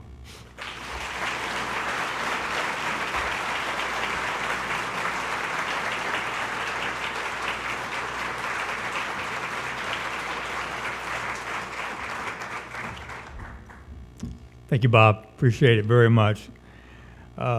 Next, we have our last series of video messages. I promise you we have no add-ons, so please pay attention to the video screens once again. When I heard that Brad Steube was retiring, I have to admit that I had mixed feelings. In my 7 years as a judge, I have not only been honored to be serving at the same time he was running the Sheriff's Department, I have been comfortable knowing he was there. Like me, Brad Steube grew up in Manatee County. Even though I am a few years older, I remember Brad as an outstanding basketball and football player at Manatee High School. It was not long after high school that he went into law enforcement. He advanced rapidly and soon was an undercover agent in narcotics. He often would visit my parents' home, sometimes late at night, looking to have a search warrant signed by my dad. Even though he was rough-looking with long hair, Brad became one of my dad's favorite detectives. And he also became one of my favorite because of his dedication and professionalism. When I decided to run for judge, Brad was there for me. I will never forget it, and when I was elected and wanted to reciprocate, all Brad told me was to do my job. I have great respect for him. Well, Brad, thanks for being a great sheriff and enjoy your retirement. You deserve it. Back in 1971, I was appointed circuit judge of the 12th Judicial Circuit. And several years later, I was on the criminal bench. And Gilbert's part of the program. And one night, about 12 o'clock, somebody called me from the sheriff's department wanting to get a search warrant on a drug bust. And I said, okay, come on out. Well, I waited about 2 hours, and there was a knock on my door, and I opened it, and there was a fellow standing there tall with a beard on, long hair, scared me to death. He was Brad Steube. He was the head of the drug investigation team, and he came with a search warrant. So I went over the search warrant, and I told him, after I read the search warrant and signed it, that I said, I hope that the people you arrest look better than you do. That's it. Sheriff, I really am sorry that I can't be there with you this evening. I wanted to be, but my last daughter got married New Year's Eve and we're out of state. But that being said, just from the Board of County Commissioners, I want to say that we have really enjoyed working with you. You have been so good. You are so committed to the community. You work so hard. You're so compassionate. You've just been wonderful. So just know that I can tell you now that Ricky's going to have a hard time replacing you. You've got some pretty big shoes. I actually noticed your feet the other night, and I can tell you, you do have big feet when I saw you the last time. So poor Ricky, feel bad for him. But you know, I want to talk to you for a second personally. As chairman of the board this year and in the past 4 years being able to work with you and know you and your wife and your son and both of your sons, it's been a real honor for me personally to know you. I know that you and I have never had this conversation, but you have enriched my life in so many ways and really taught me what it means to follow God, be a good person, and do your best always, and to have courage to accomplish the things that we need to accomplish in life. And for that, Sheriff, I will always be thankful that I had the time to call you my friend. And I look forward to the future when you and Debbie perhaps are out playing golf and having some fun. I hope you don't try rapping though, or doing anything like that, but just having some fun and enjoying life. I hope that we get to perhaps have dinner and share some stories. So with that, Sheriff, happy retirement. Debbie, I know you're thrilled and you look forward to having him with you a little bit. And I'm just sorry again, like I said, that I couldn't be there. So happy retirement. Congratulations, Sheriff Steube, on your retirement, but we will miss you so much. And 40 years in law enforcement is really unreal. Thank you for your incredible service to our state. And you sure don't look old enough to be in law enforcement that long. In fact, you and Greg look like you could be brothers, not father and son. We will miss you so much, and thank you for everything. Sheriff Brad Steube, my friend, reaching out to you from Alachua County. This is hopefully your friend, good friend, Sheriff Sadie Darnell. I want to thank you for all your wisdom and graciousness and experience sharing over the years. First time we talked at length was about your gang intervention program. I was so impressed with what Manatee County was doing and still is. Y'all been very successful. And then over the time we've talked about overdose of so many people in your area. Unfortunately, we haven't had that come up here, but having the information that you sent me so quickly has been invaluable. Most of all, though, I want to say to you and Debbie that y'all have been so wonderful as friends. Some of the most precious moments and highlights of my career as sheriff has been when we've been at the sheriff conferences and snuck away to have some intimate dinners in the evening, you, Debbie, me, and some other friends, just having casual conversations about what it's like to be sheriff. And I wish you well in your future. You and Debbie, all the best. Take care. Sheriff Steube, Steve Casey with the Florida Sheriff's Association, and I and all the members of my staff want to say congratulations to you on what is a momentous occasion. We've certainly enjoyed working with you over the years as both an officer and a director of the association, and you've done wonderful things to support us, and we appreciate that. We understand now is the time that you're going to get to focus on your golf game a little bit, and your wife, Debbie, is going to help you with that. We understand you need a little work in that area, so we hope to see you out there doing those kind of things and enjoying your time with your family. If there's ever anything that we can do for you or your family, don't hesitate to call. And remember what they say, once a sheriff, always a sheriff. Congratulations.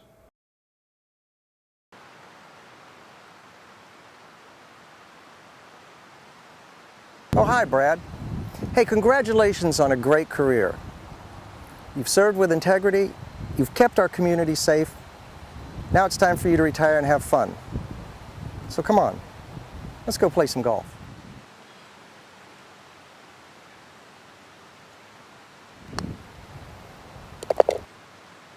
Sheriff, that's how it's done. Brad, Grady Judd here, and Grady Judd here.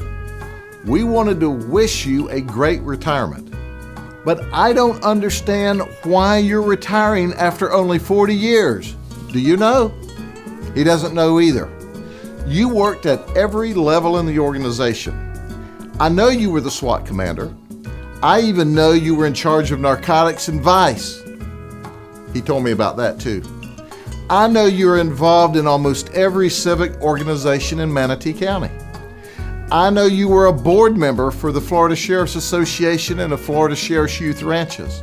So what's the big deal? Isn't your marriage more important? Debbie is one of the loveliest, sweetest ladies I've ever met.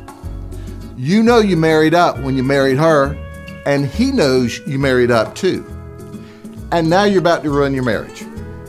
Just think, when you're no longer working all the time or volunteering all the time, and you are at home all of the time, Debbie just may figure out those grouchy times she put up with because your excuse was you were exhausted is now how you really are all the time.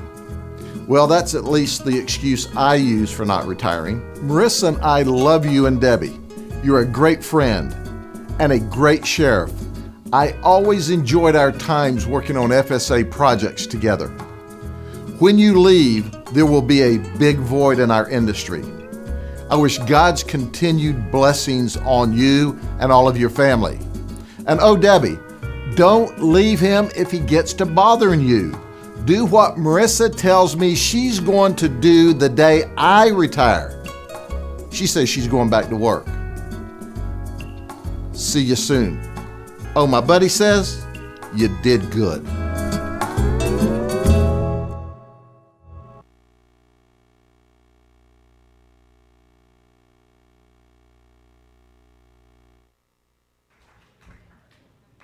Sheriff Judd actually had a lot more to say, but he had to leave the production of that video because he had a press conference on a barking dog investigation, I do believe, was something very important.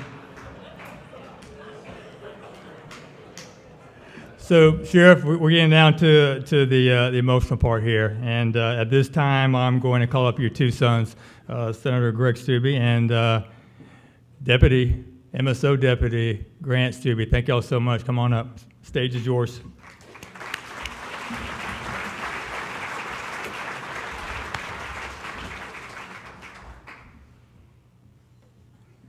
Want to go first? Well, I'll start off and then I'll lead into you. Grant doesn't do a lot of public speaking, so I got to kind of break the ice a little bit. So Mom told me when they were going to do a retirement ceremony, she said there'd be 5 speakers, be me, Grant, Ricky, and Charlie. There'd be 1 video, and it'd be tops an hour. There was like 3 videos, and here we are. So I'm going to have Grant talk about some stories that he wants to tell, and then I'm going to cap it off and let Dad talk. So I thought I had some funny stuff to talk about until Chief from Bradenton Police Department was up here. She kind of ruined that for me, but I'll do my best. Well, what Grant wanted to say, what he was going to tell him, what he said he was going to say when he got up here was, "Oh shit, Grant's got the microphone." Yeah. everybody that knows me pretty well, I pretty much was thinking. He does have a Bible in his hand, though, so I Yeah, think we're good. yeah, well, shit, you're right. Yeah, I do. But I pretty much, anybody that knows me pretty well, yeah, this isn't my thing, but I'm going to do my best. But let me get my stuff organized here real quick. I know everybody's got to pee and they're ready to go to bed, but I'm just going to have to wait a couple more minutes. So when my dad first became sheriff, anybody that knows me, I always like to play pranks on my friends, especially my dad. And the first few months that he was in office, I waited until something significant happened, like a shooting. People are calling him all the time, and at the house. So let me get it here. Man, you got all technical. Yeah, I know. There's different websites out there where you can download celebrity voices, and now my trick's going to be up for Sheriff Wells, so I'm going to have to use a different celebrity voice on you in a few months. But so anyway, I called the house one night, disguised my voice a little bit, and my mom answers the phone, and I said, "This is Detective John Kimball. Can I speak to Brad Steube, please?" And she's like, "Okay, just a second." Dad answers the phone. "Hello?" And here we begin. I might have to probably hold this up here.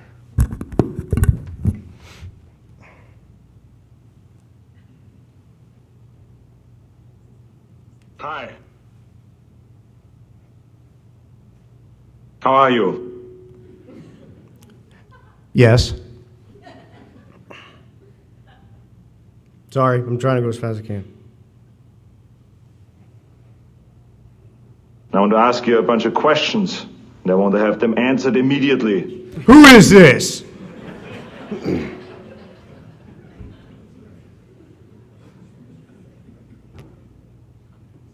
Hey, I'm a police officer. Who?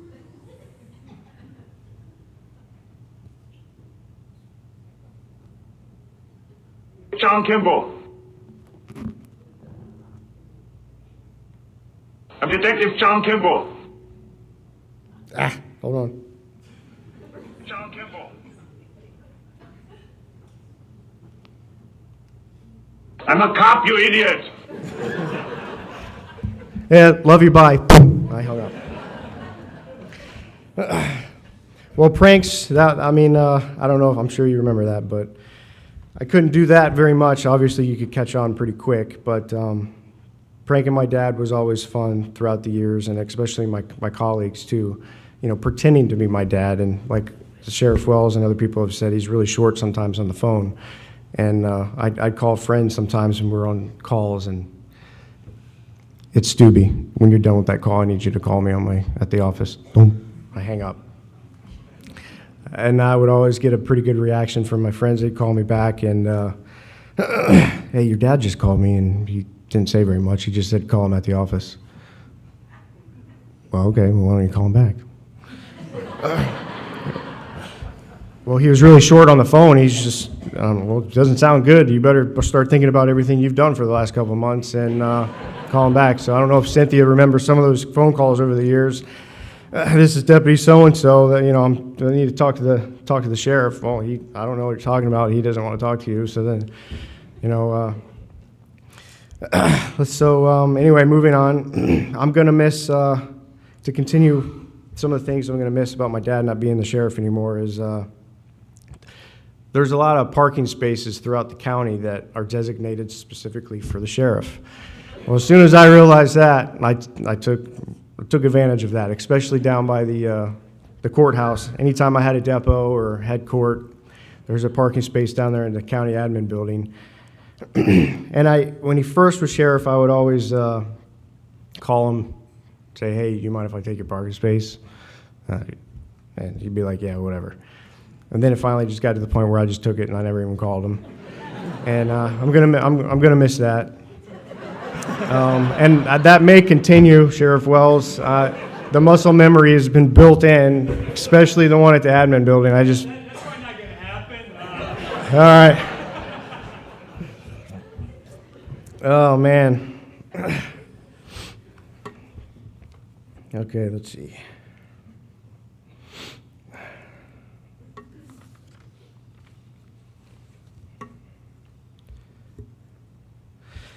I'm going to miss being at the office and just wanting to go see the sheriff, just wanting to go see the dad. You know, not my dad. Not too many people can just walk up to his office and sit down on his couch and move his stuff around on his desk and aggravate him and see how he's doing, give him a hard time. I'm going to miss seeing my dad.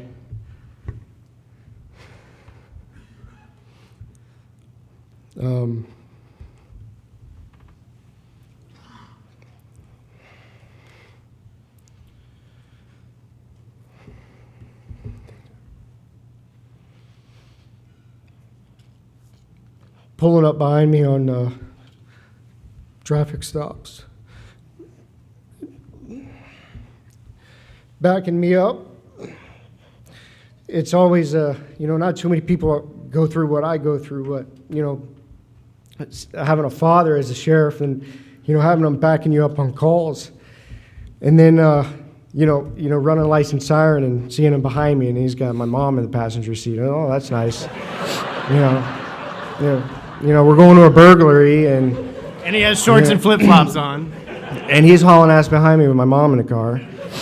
And I do remember it was a burglary, and you know, I go to the house like I'm supposed to and start trying to figure out what the hell happened. And he, next thing I know, I realized the suspects, one or two of them ran out the back. And I run out the back, and I kind of start to get an idea of where they went. And yeah, I mean, here's a bald guy with a shirt and shorts with his gun, and got the kids on the ground. And I'm sure what they were thinking was this crazy bald guy with shorts and flip-flops. And then here comes the cop in the uniform. And so I asked my dad, and we always referred to each other as, I always called him Sheriff just to be funny.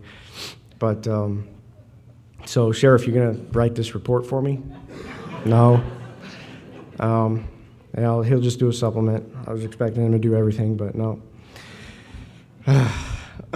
So, gonna miss that. The biggest thing, though,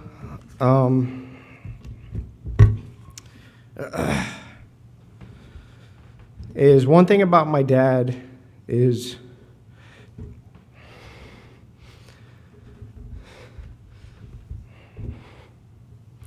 he's always been there for me.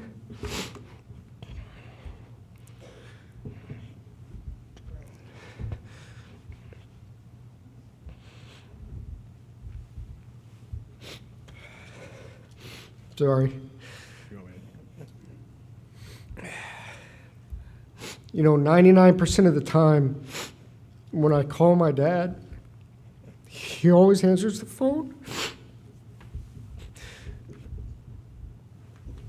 Unlike this guy. You know, I'll call my brother, I'll text him, I won't hear shit from him for days. Sometimes he doesn't even call me back. God, I'm not good at this. I'm trying my best. You're good, you're good. I don't know how you guys do this, but anyway. Yeah, and my mom, she's gotten better, but she's not really good with answering the phone either. But yeah, you know, my dad, you know, if he was busy, he would tell me, hey, I'm busy, I'll call you back. And he always called me back. And I just want to say how much that means to me. It meant to me. And I know it will probably still continue. It just won't be, you know, complaining about certain things, you know, work-related stuff. You know, going to lunch or whatever after I had court and just kind of hanging out for a little while before I go home. I've always worked pretty much the night shift most of my career. But all right, almost done.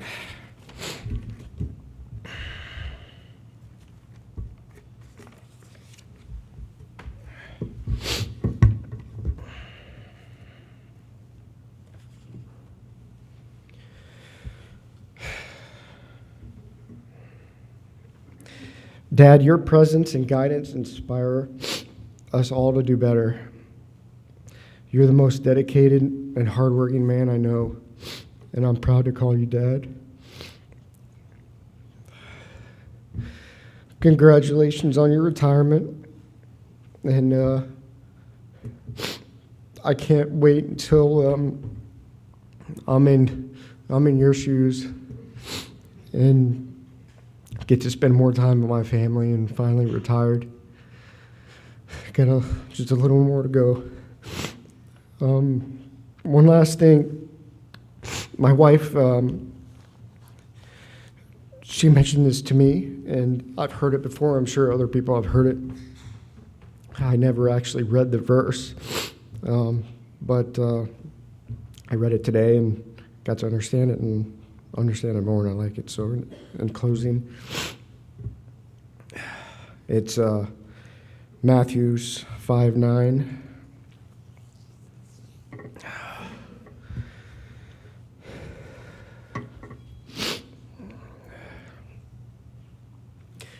Jesus saw a crowd of people, and he went up on a mountainside and sat down with his disciples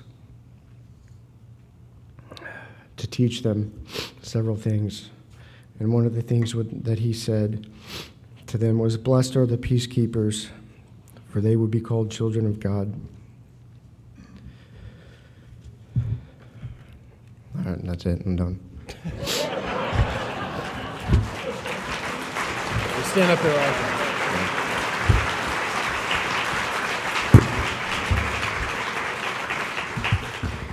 All right, my turn. And I had to write it down because if I got like that, I told my wife, just come up here and read what I have written down. Because I'm not usually, being the politician in the family, which, by the way, Ricky, so you give lawyers, you say 2 minutes, you get 15. What about lawyers and politicians? So you get like 15 plus an additional like 5. Yeah. No, Dad's already uncomfortable because it's taking too long.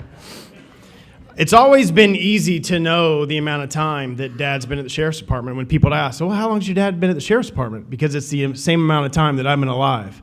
The year that I was born was the year that Dad started at the Sheriff's Department. So it was always easy to remember how long Dad had been in the Sheriff's Department. And I've grown up as a deputy son, not following in his footsteps like Grant, but I grew up basically being raised by guys at the Sheriff's Department. I remember Johnny Potts trying to get me chew tobacco when I was like 5 years old when he worked undercover dope. I would go to the sheriff's office gym when I was in middle school and high school when I played on the football team and work out with Bruce Mead. Is he still here? Try to work out with that guy. That's all the weight that you're going to put on the rack? And then having Sheriff Wells commentating our high school football games. So it was, basically I grew up as a kid at the Sheriff's Department. And Dad has done and seen it all in 38 years. Working every level of the department. Since his time at Sheriff, there's been a 37% reduction in crime in Manatee County. And that's with an increase in population, an increase in calls for service, and less money in the budget to do their job. And having grown up with a family in law enforcement, I have seen a seismic shift in how law enforcement is treated and appreciated. Growing up, I remember that law enforcement officers were respected. They were treated with tremendous admiration. And many of our youth were encouraged to join the calling to serve others in their protection. I can remember a donut store by Abel Elementary School. We had a house over near there when I was growing up. And I don't remember the name of the donut store. Dad probably remembers the name of the donut store. But they would always, yes, there you go, Suncoast Star. They would always give donuts to law enforcement and give law enforcement breaks to law enforcement officers. And Dad definitely likes his donuts and he likes his sweets. Yet today we are living in a society where law enforcement officers are specifically targeted just for being cops, where they are second-guessed and demonized. Just this past year, 135 officers have lost their lives. Some died in traffic accidents, but nearly half were shot to death. That's a 56% increase in shooting deaths over the previous year. So crime rates overall are dropping dramatically, yet law enforcement officers are killed in the line of duty is up by 56%. That is a staggering statistic, which even more so shows all of us and shows our community the commitment to this community and our state, the level of service that is provided by our law enforcement officers. Dad never did anything for credit or to get his name in the paper. In fact, he hates the press. Well, most of them anyways. He did it because of his deep sense of calling for others and the protection of our community. In 1 Peter 4:10, it is written, "Each of you should use whatever gift you have received to serve others as faithful stewards of God's grace in its various forms." And Dad has used his gift to serve others in this community. It is also written in Mark 10:45, "For even the Son of Man did not come to be served, but to serve and to give his life as a ransom for many."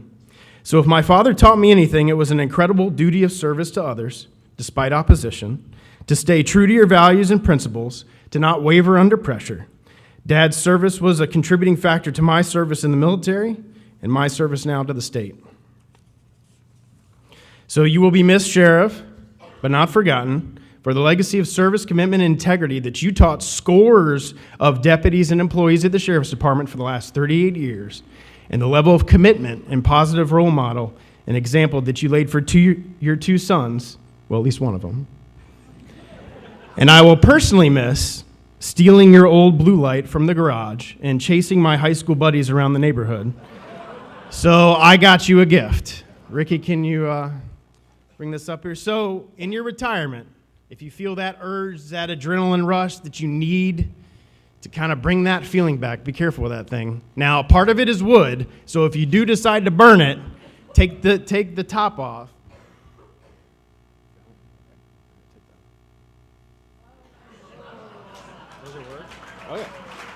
So if you feel that urge, and you just need to feel that adrenaline rush, you can just carry this thing around. And so on that 11 acres of Mayaca City, you want to just put this on your golf cart or whatever you need to do. So, hey, turn it off. We'll leave it on. Yeah, we'll leave it on for you to talk. We're proud to call you Dad.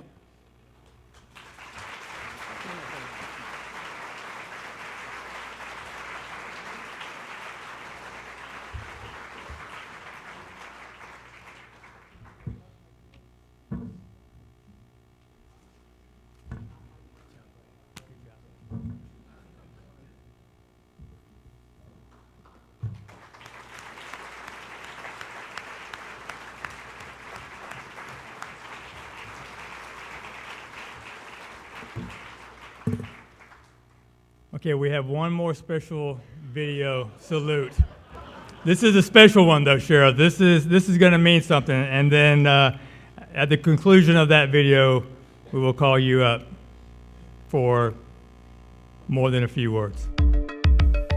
When I began my career, I wanted to be the best that I could be at whatever I chose to do. I wanted to be a narcotics detective, and I was. I wanted to be a supervisor, and I was. I wanted to be a SWAT team member, and I was. If you don't know me well, you need to know that I am a task-oriented and mission-driven person.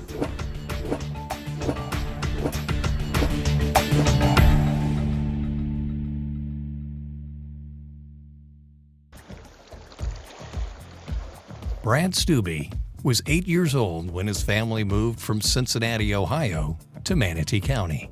They moved off of 15th Street East over there near the hospital. He got into trouble with playing in the water too much on the Manatee River, but they stayed there for a short period of time and then they moved to the Bayshore area. And his biggest event of the day was being able to go to the boys club at that time, which was in Bayshore Gardens Shopping Center.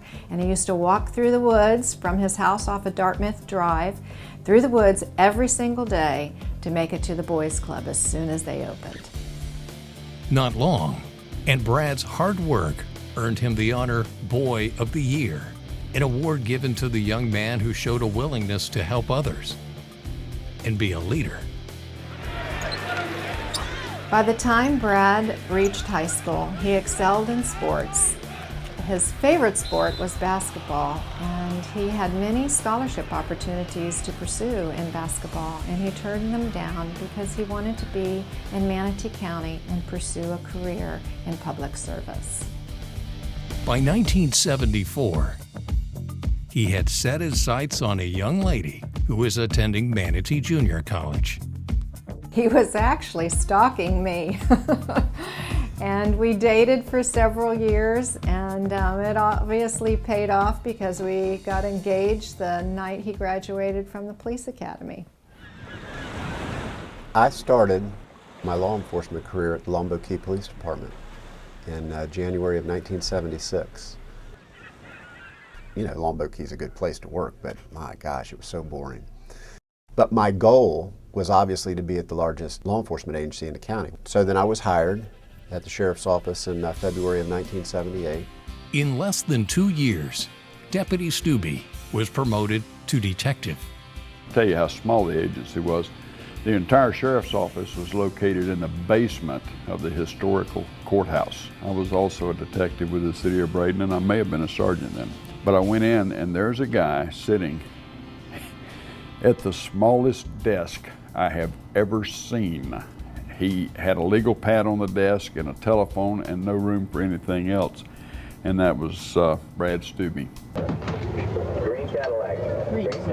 By the mid-'80s, Steube was climbing the ranks, assigned to lead an active narcotics unit. This was at the beginning of the crack cocaine epidemic. I was buying narcotics from kids I went to school with.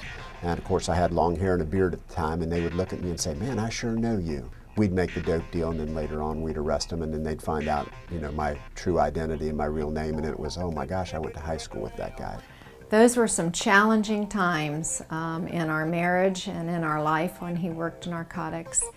He had that god-awful beard, and AKA Billy Potter of all things was his name, and I'm going, seriously? I know that Mom had said that she would, when he finally had shaved it, that they pulled me in to make sure I would recognize him. Over the years, I've heard him talk about his days in narcotics and the sacrifice that he made, being away from his family, working the long hours, and not being around to see the boys as much as he'd like to, and being with Deb. I remember at one point in working narcotics, we're serving a search warrant out on 9th Avenue and 14th Street East at a house. I can't remember the suspect's name at the time, but I know that Steube was one of the first through the door.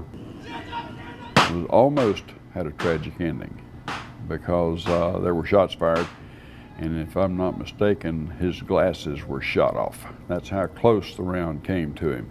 That incident actually left Brad with a scar on his eye and some damage to his eye from that particular incident. And that was actually one of 4 related shootings that he has had in his career, but that one did earn him a Distinguished Award medal for his courage in that incident.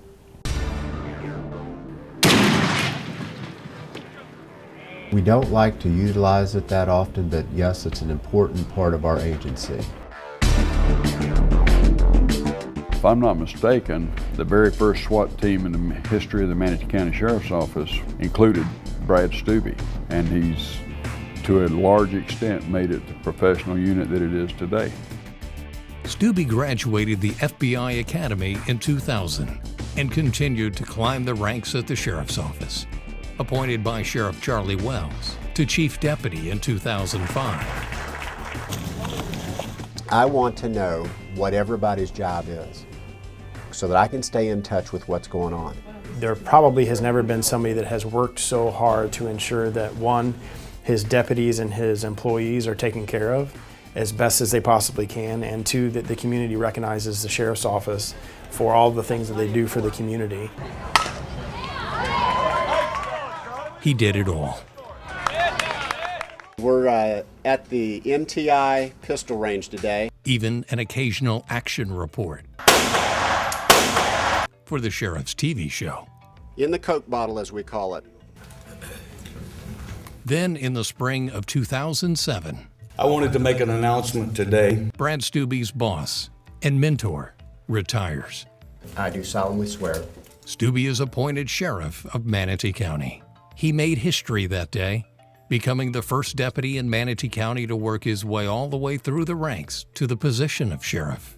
Proud that the governor followed our choice because we know that it was the right choice He appointed a devoted and dedicated and committed person.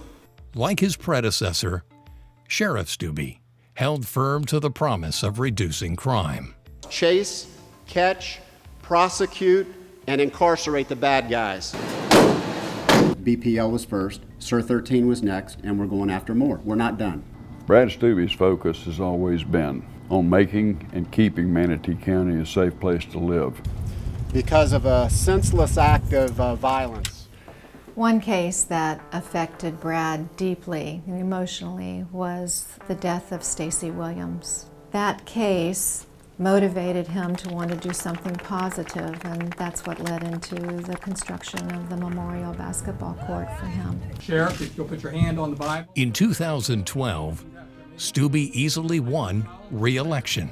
Your hard work resulted in me receiving over 78% of the vote. He was back to work. Thank you. With new challenges to face. Sabina Musel-Buehler spent 7 hidden years on Holmes Beach in a shallow grave. We want to do nothing more than solve these cases. Don't lose hope, because we don't lose hope. This is a crime prevention alert. Along the way, if only everyone would... He was front and center in many public service announcements. Joining a street gang is wrong. If you know anyone involved with heroin... Serious business that often brought out his humorous side. Hello, I'm Brad Steube. That was good, wasn't it? How was that? A little bit longer. Know what your child is doing online and help us delete these predators, pieces of Yeah. Oh, you got that on there too. See, I'll see that again sometime, I'm sure. This thing is turned off, isn't it? You know I don't like talking to the press. Brad Steube is not a patient person. Any other questions? We need to wrap this up. I got things to do. He's never been overly patient. It's tough. It's late in the afternoon, I'm hungry, you know? And if you really want to test his patience, go to the golf course with him. He's one of the few guys I've ever played golf with. You gotta go. That he expects to play golf in about an hour. You do it one more time, I'm gonna smack you with this. Maybe 15 minutes if he had his way about it. He'd hit it while he was still in the golf cart. What's up with that? Brad has a great sense of humor, one of which we see more often than anyone else, but he loves to poke fun at himself. For my lack of hair, Dave Bristow said that I was challenged. He also stood up here and said that he's 41. I think he looked 53. He's funny. People don't recognize that. This is a smaller me when I worked over. My hair was just like this. Looked like Bozo the Clown. Also sometimes lost by the stoic, serious figure most people see is the softer, compassionate side. My friend, my partner, my critic, my advisor, and the most precious thing in the world to me. I am blessed. Brad's greatest joy is his family, and he always made it a point to include us in things that he had to do. It may not have always been easy, but Brad always made it a point to make every event that he could possibly make, whether it's football, basketball, baseball, soccer. A lot of times I can remember him in high school when I played baseball. He'd just come and drive up, and Southeast, there was where the outfield was, there was a parking lot, so he could come watch some of the game that he could get in, and then he'd go back to work. In line with his order of priorities, he worked tirelessly at building a stronger sheriff's office, ready and able to accommodate the demands of a growing community. Other sheriffs before him have done the same thing, but I know he's never been afraid to walk across the street to the county commission, as it were, and tell the county commission face to face and very bluntly what's needed and what's going to happen if we don't get what's needed. How are y'all doing? He's always fought very hard for the deputies that work for him to make sure that their pay is commensurate with their work, to make sure that their pay is commensurate with other surrounding offices and agencies, so he's not losing good deputies to other agencies. And I know he's worked very hard for that because he knows what they've gone through, because he's worked his way up through the ranks. He's represented our agency just the way you would want the leader of any organization to do it, but he always did it better than you ever anticipated. How's that? And now, almost 41 years to the day he first put on a badge, Sheriff Brad Steube is retiring. It's time. Brad has had a wonderful career in law enforcement and 10 years as your sheriff, and it has been an honor for him and me for him to serve. And I know Brad feels good about what he's been able to accomplish. I think Sheriff Steube's legacy can be defined in many ways, not the least of which will be a reduction in crime in this county. His legacy, that's hard to say in a short sentence. I think the first word is hardworking. Leading the department with honesty and integrity. You can pretty much sum him up in those 3 words. He is a man that stood up for principles when sometimes it would have been easier to cave in to popular opinion. He got the job done, and he expected his people to get the job done with whatever resources that they had available at that time. He has dedicated himself to a profession for over 40 years. And I don't know of anyone that has ever served that profession with more honor, more dignity, and more respect. I want to thank you for your commitment to me in the Sheriff's Office.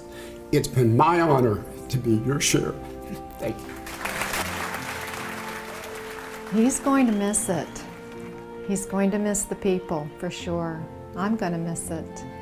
But it's our time now, and he is going to be so excited to spend more time with his sons and his grandchildren and just having a quiet time at home.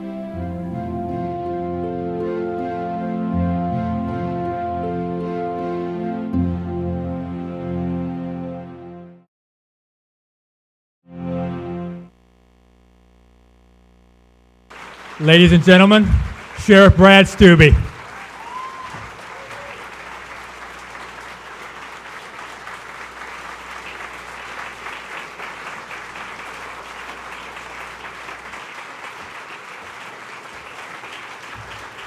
Thank you.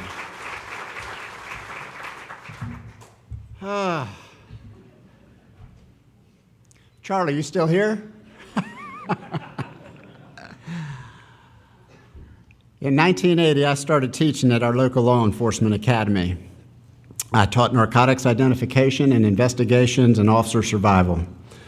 I'd already worked undercover and been involved in a shooting. And while teaching, I mixed church and state, which is discouraged in the traditional classroom setting.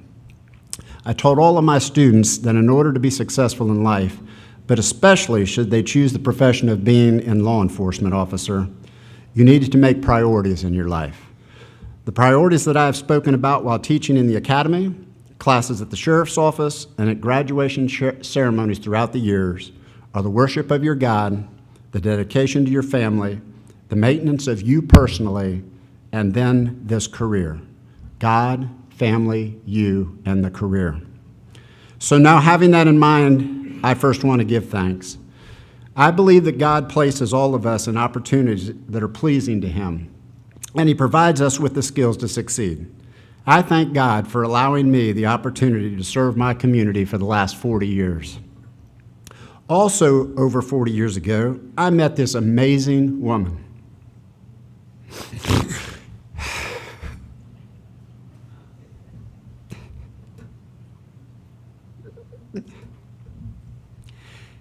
Debbie became an elementary school teacher. We had 2 boys, Greg and Grant. I worked shift work off and on in patrol for nearly 10 years. Even at the rank of captain, I worked undercover narcotics off and on for 8 years. I don't really have to explain to those of you in law enforcement in this room how difficult that is. But Debbie just took it all in stride. I cannot tell you how many holidays and birthdays I missed because of shift work or working a dope deal. The first time I worked undercover, I had long hair and a beard, and you saw the picture. Deb and I were walking into DeSoto Mall holding hands when she saw several of her students and parents coming our way. We separated, and Debbie went toward them, and I went the opposite direction. She didn't want to explain to them who that dirtbag was she was with. We would then meet back up together several stores down.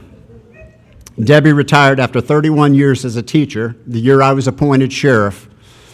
She worked as my campaign manager each time I ran, but she also attended nearly all the events I was at. In fact, when I showed up somewhere and she wasn't with me, people didn't come up to say hello to me. They came up to say, "Where is Debbie at?" Well, she is my rock.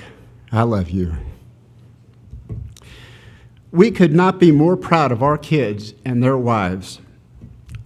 The oldest Greg, the Florida Gator, the law school graduate, the U.S. Army member, the Florida House Representative, and now Florida Senator. His wife, my friend Jen, Vice President, Senior Portfolio Manager at Synovus Wealth Management. If you have money to invest, my friends, go see my friend Jen. During the last election cycle, I cannot tell you how involved Jen was with Greg's campaign. She was amazing. Let me blow my nose before I get to Grant. Sorry. The youngest Grant, the non-certified corrections employee who wanted more. He resigned from the sheriff's office and went to the police academy and was the top in his class. Then Grant, the certified deputy, the SWAT team member, the sniper team leader, two-time Deputy of the Month recipient, and Deputy of the Year in 2016. His wife, Julia, the cardiac care nurse. I cannot tell you how many times with HIPAA laws, people would come up to me and say, "Does your daughter or daughter-in-law work at Manatee Memorial in the cardiac?" Yes, she does. What a wonderful, wonderful person and caregiver she was. Someone even told me that there was a bulletin board at the hospital that recognizes their employees, and next to the letter A, which stands for awesome, is the name Julia Steube, and she is awesome. So my career, you've heard, people have already said some of this stuff, so I'm sorry I'm repeating, but I always wanted to be in the middle of everything. I wanted to have the best statistics on the squad. I wanted to be on the SWAT team and be the first one through the door on arrest and search warrants. I wanted to work narcotics and rid the county of dope. I cannot explain to you how much fun I had and how I loved going to work. I see Michael Mayer shaking his head. As a supervisor, I wanted my patrol squad to be the best. I wanted my narcotics unit to make more arrests and seize more dope every year. I never cared who got credit for it or how much dope we made and the arrests that were made. I just cared about putting the bad guy in jail. While working narcotics, it only made sense to me to work with DEA, the FBI, FDLE, the Bradenton Police Department, the Sarasota Police Department, all of those agencies, because to me it brought to the table more manpower and more money. And that's what we needed to do to fight the bad guys. And I continued to utilize those contacts throughout my career. As a supervisor, though, my focus turned more to my people, and I wanted the best for them in order for them to do a better job. Because if you think about it, what we do is not easy. So then this gig as sheriff came along. I spent my whole career here at the sheriff's office and was placed into a position to run the office by a guy named Charlie Wells. When he retired in the middle of his term, I competed against 3 others for the appointment, and I was appointed by Governor Charlie Crist. Prior to being appointed, Sheriff Charlie Wells tried to prepare me for running the office. And just as I have prepared and tried to prepare Rick, there are just some things that cannot be explained about the responsibility of being sheriff. Within my first few months as sheriff, a citizen who did not like the sheriff's office sent a package to my home twice. We had the bomb squad come take the packages away. And although there was no bomb, he included a lengthy letter that contained his hate for the agency and for me, and pictures with him holding guns and ammo.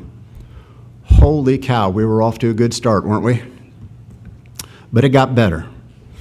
I want you to know that it's been an honor to be your sheriff.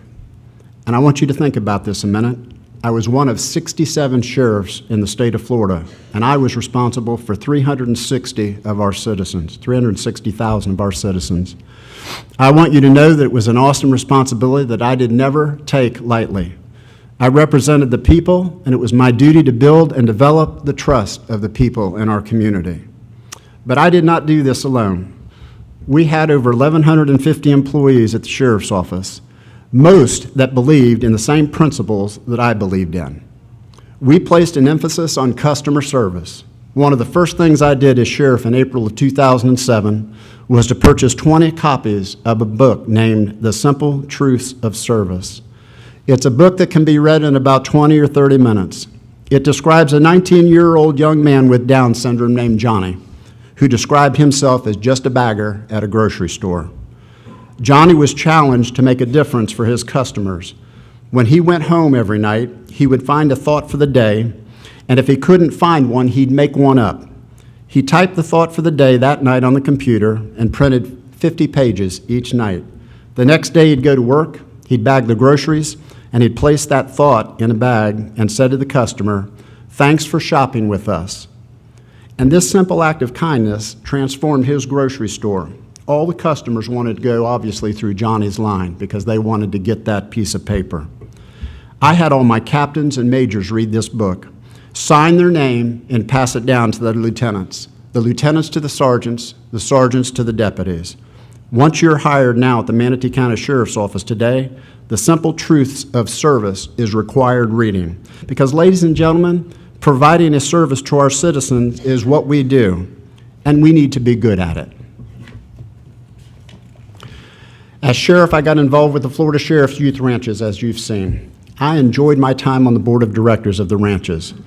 This is just another way as a sheriff to influence the lives of the children in our community and in the state. And since we have a ranch that is also located in our community, I believed it was extremely important to be a part of it.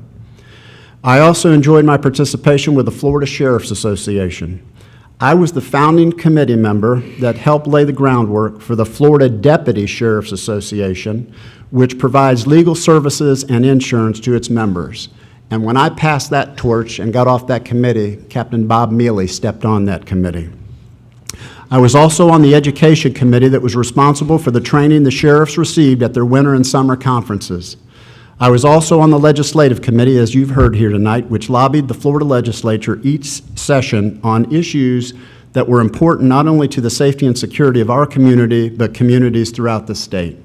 And my greatest honor as part of the Florida Sheriff's Association was being elected by the other sheriffs to serve as chairman of the board, secretary, and treasurer. I must tell you that in my nearly 10 years as your sheriff, Debbie and I have met so many wonderful, caring people, and you're here tonight, right here in this room. I just want to tell you that it warms my heart when I'm approached by someone who just wants to say hello, shake my hand, touch me, hug me, or get a picture. Debbie and I were in the Cracker Barrel one night just recently, and I was in uniform, and an elderly lady sitting next to us leaned over. She saw on my collar brass where it said sheriff, and she said, "Are you a sheriff?" I said, "Yes, ma'am, I'm the sheriff of Manatee County." And she just smiled and she said, "I got to have a picture with you. I'm from Georgia, and my son is a deputy in Georgia, and he is not going to believe that I've had dinner with sheriff." Some things I'm not going to miss: the phone calls and text messages at 2, 3, and 4 o'clock in the morning, right, Chuck? I'm not going to miss waking up at 2, 3, and 4 o'clock in the morning thinking about a problem, whether it be with one of my employees, whether it be an investigation that we're doing, and not being able to get back to sleep. I'm not going to miss being briefed on employees that have misbehaved and gotten themselves in trouble. And you know, no matter how often I had had to suspend someone for whatever it is that they did, not what I did, it hurt me. Because it's their family that you're hurting, that they were hurting when you take a day or 2 or 3 days off without pay. And that troubled me. I'm not going to miss reading letters to the editor from someone who's misinformed, complaining about the sheriff's office, but he has yet to call the sheriff's office and ask about his perceived problem. And I know that happens because I read the letters of the editors, and every time I read one, I would see if I could find a phone number for that person, and I would call them and ask them, what is it that we can do for you? And 9 times out of 10, they had not called the sheriff's office yet. They wanted to put it in the newspaper. Well, how about some things I will miss? Listening to the radio traffic. I did it when I was sitting in my office. I did it in my car. I did it just about everywhere. In fact, tonight we're on the way over here, and I'm thinking, what's going on? I'm going to miss backing up deputies on traffic stops or other calls, and especially my son, Grant. I'm going to miss the banter between all of us, the joking and the picking on each other, and especially Pat Casella, Captain Casella. He's not here. He's in Colorado skiing. I guess some things are more important to him, right? He's going to get to see this video. I'm going to miss when someone's cell phone rings in the middle of a meeting.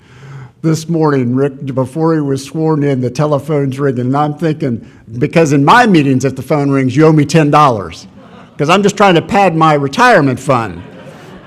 And it went off this morning, and I looked at you, and I was going to say something, but I said, no, I better just keep my mouth shut. I'm going to miss Detective Daryl Davis sending me uplifting text messages on days when I really needed them. He just had a sixth sense, and he would just send me something that would just make me feel a lot better that day. But most of all, I'm going to miss the people at the sheriff's office. They are amazing. To me, this has never really been about me. I've just always tried to do my best, and I've encouraged those around me to do their best. I wanted our men and women to be successful. I wanted them to have a competitive salary and the best equipment, which I believed would give them the opportunity to succeed in making our community a safe and comfortable place to live. The Manatee County Sheriff's Office is blessed to have some of the brightest, caring, and dedicated men and women that are committed to solving your problem, whatever that may be. I am so proud of what we've been able to accomplish. And now I want you, all of you, to give Sheriff Rick Wells all the support that he needs, just as you have for me and just as you have for his dad, Charlie Wells, before me. Rick will bring his personality and his way of doing things, all in an effort to strengthen the relationships and provide us with a continued safe community. Come on up here, Debbie.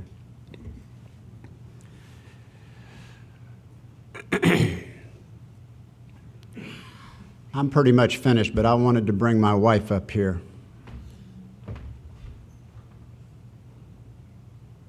I always joke with everybody. The stars kind of aligned.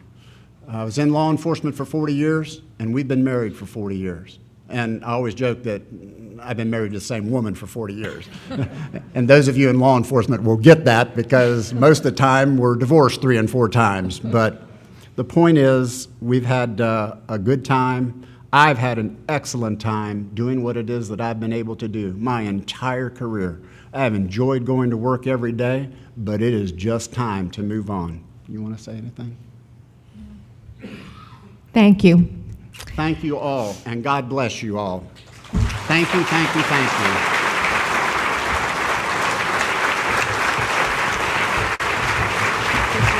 Thank you.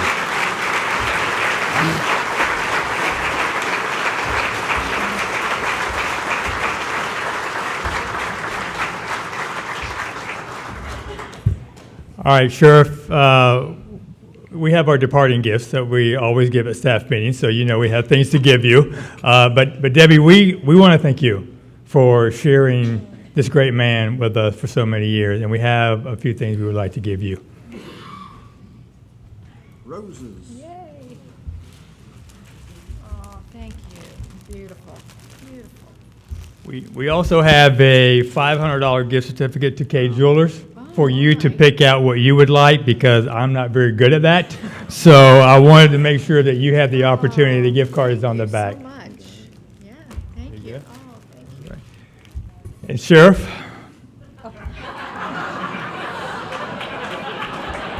Firewood. I'd be more than happy to give you the lighter fluid for this. But this is from the Florida Sheriff Association. Honor Sheriff Brad Steube by presenting this Distinguished Service Award for his dedication to the advancement of the law enforcement profession, the office of sheriff, and a distinguished service to the citizens of Manatee County and the state of Florida over 40 years of service from 1976. Congratulations. Can we have the bond?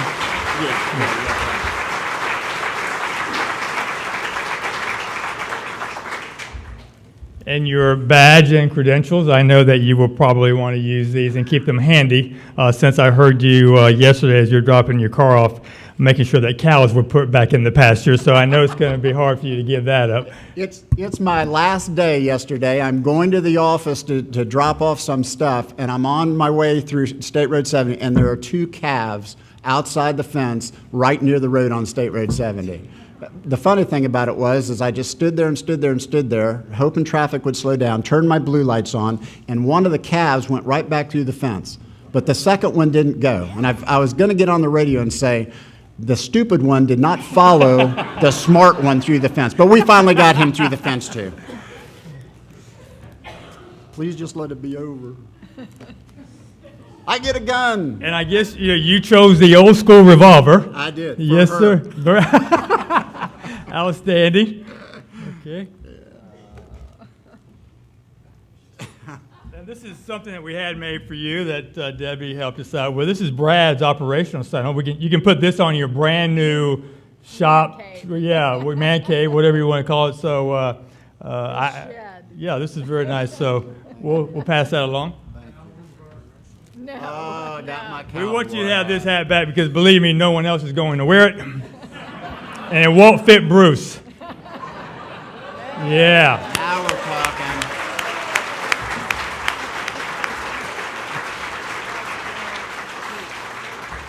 And you will be the first one to receive this. I do believe this is the new crystal that Major B.G. Dixon has worked so hard to develop. And it's presented to Sheriff Brad Steube in recognition of your loyal and dedicated service to the citizens of Manatee County and to the Manatee County Sheriff's Office, February 1978 to January 2017. Thank you.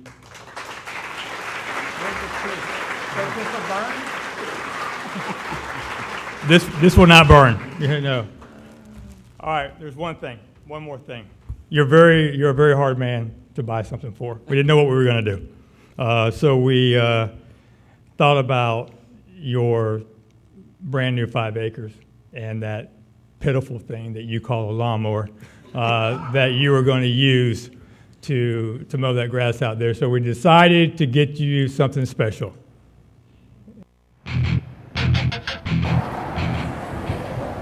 Hey, Sheriff, look what we got you. No, not this. Over here. That new X-Mark you were looking at a few months ago. It's a 60-inch cut, 25 horsepower laser. And on behalf of the Sheriff's Department, Manatee County business leaders, and all of us that appreciate what you have done over the years, keeping this county safe, crime rates dropped and everything else. And we're also proud of you and just so happy that you're going to be able to enjoy life and enjoy your new X-Mark mower. So, Sheriff, you've been cutting crime rates for the last 10 years. Now it's time to cut some grass with that heavy-duty mower. And I want to thank you as we leave here tonight. I want to thank you for helping me, for mentoring me, and for giving me the opportunity to serve this county. And hopefully I can serve it half as good as you have, sir. Thank you so much. You will. Thank you. Are we done? Okay. Thank you, thank you, thank you. Good night, everybody.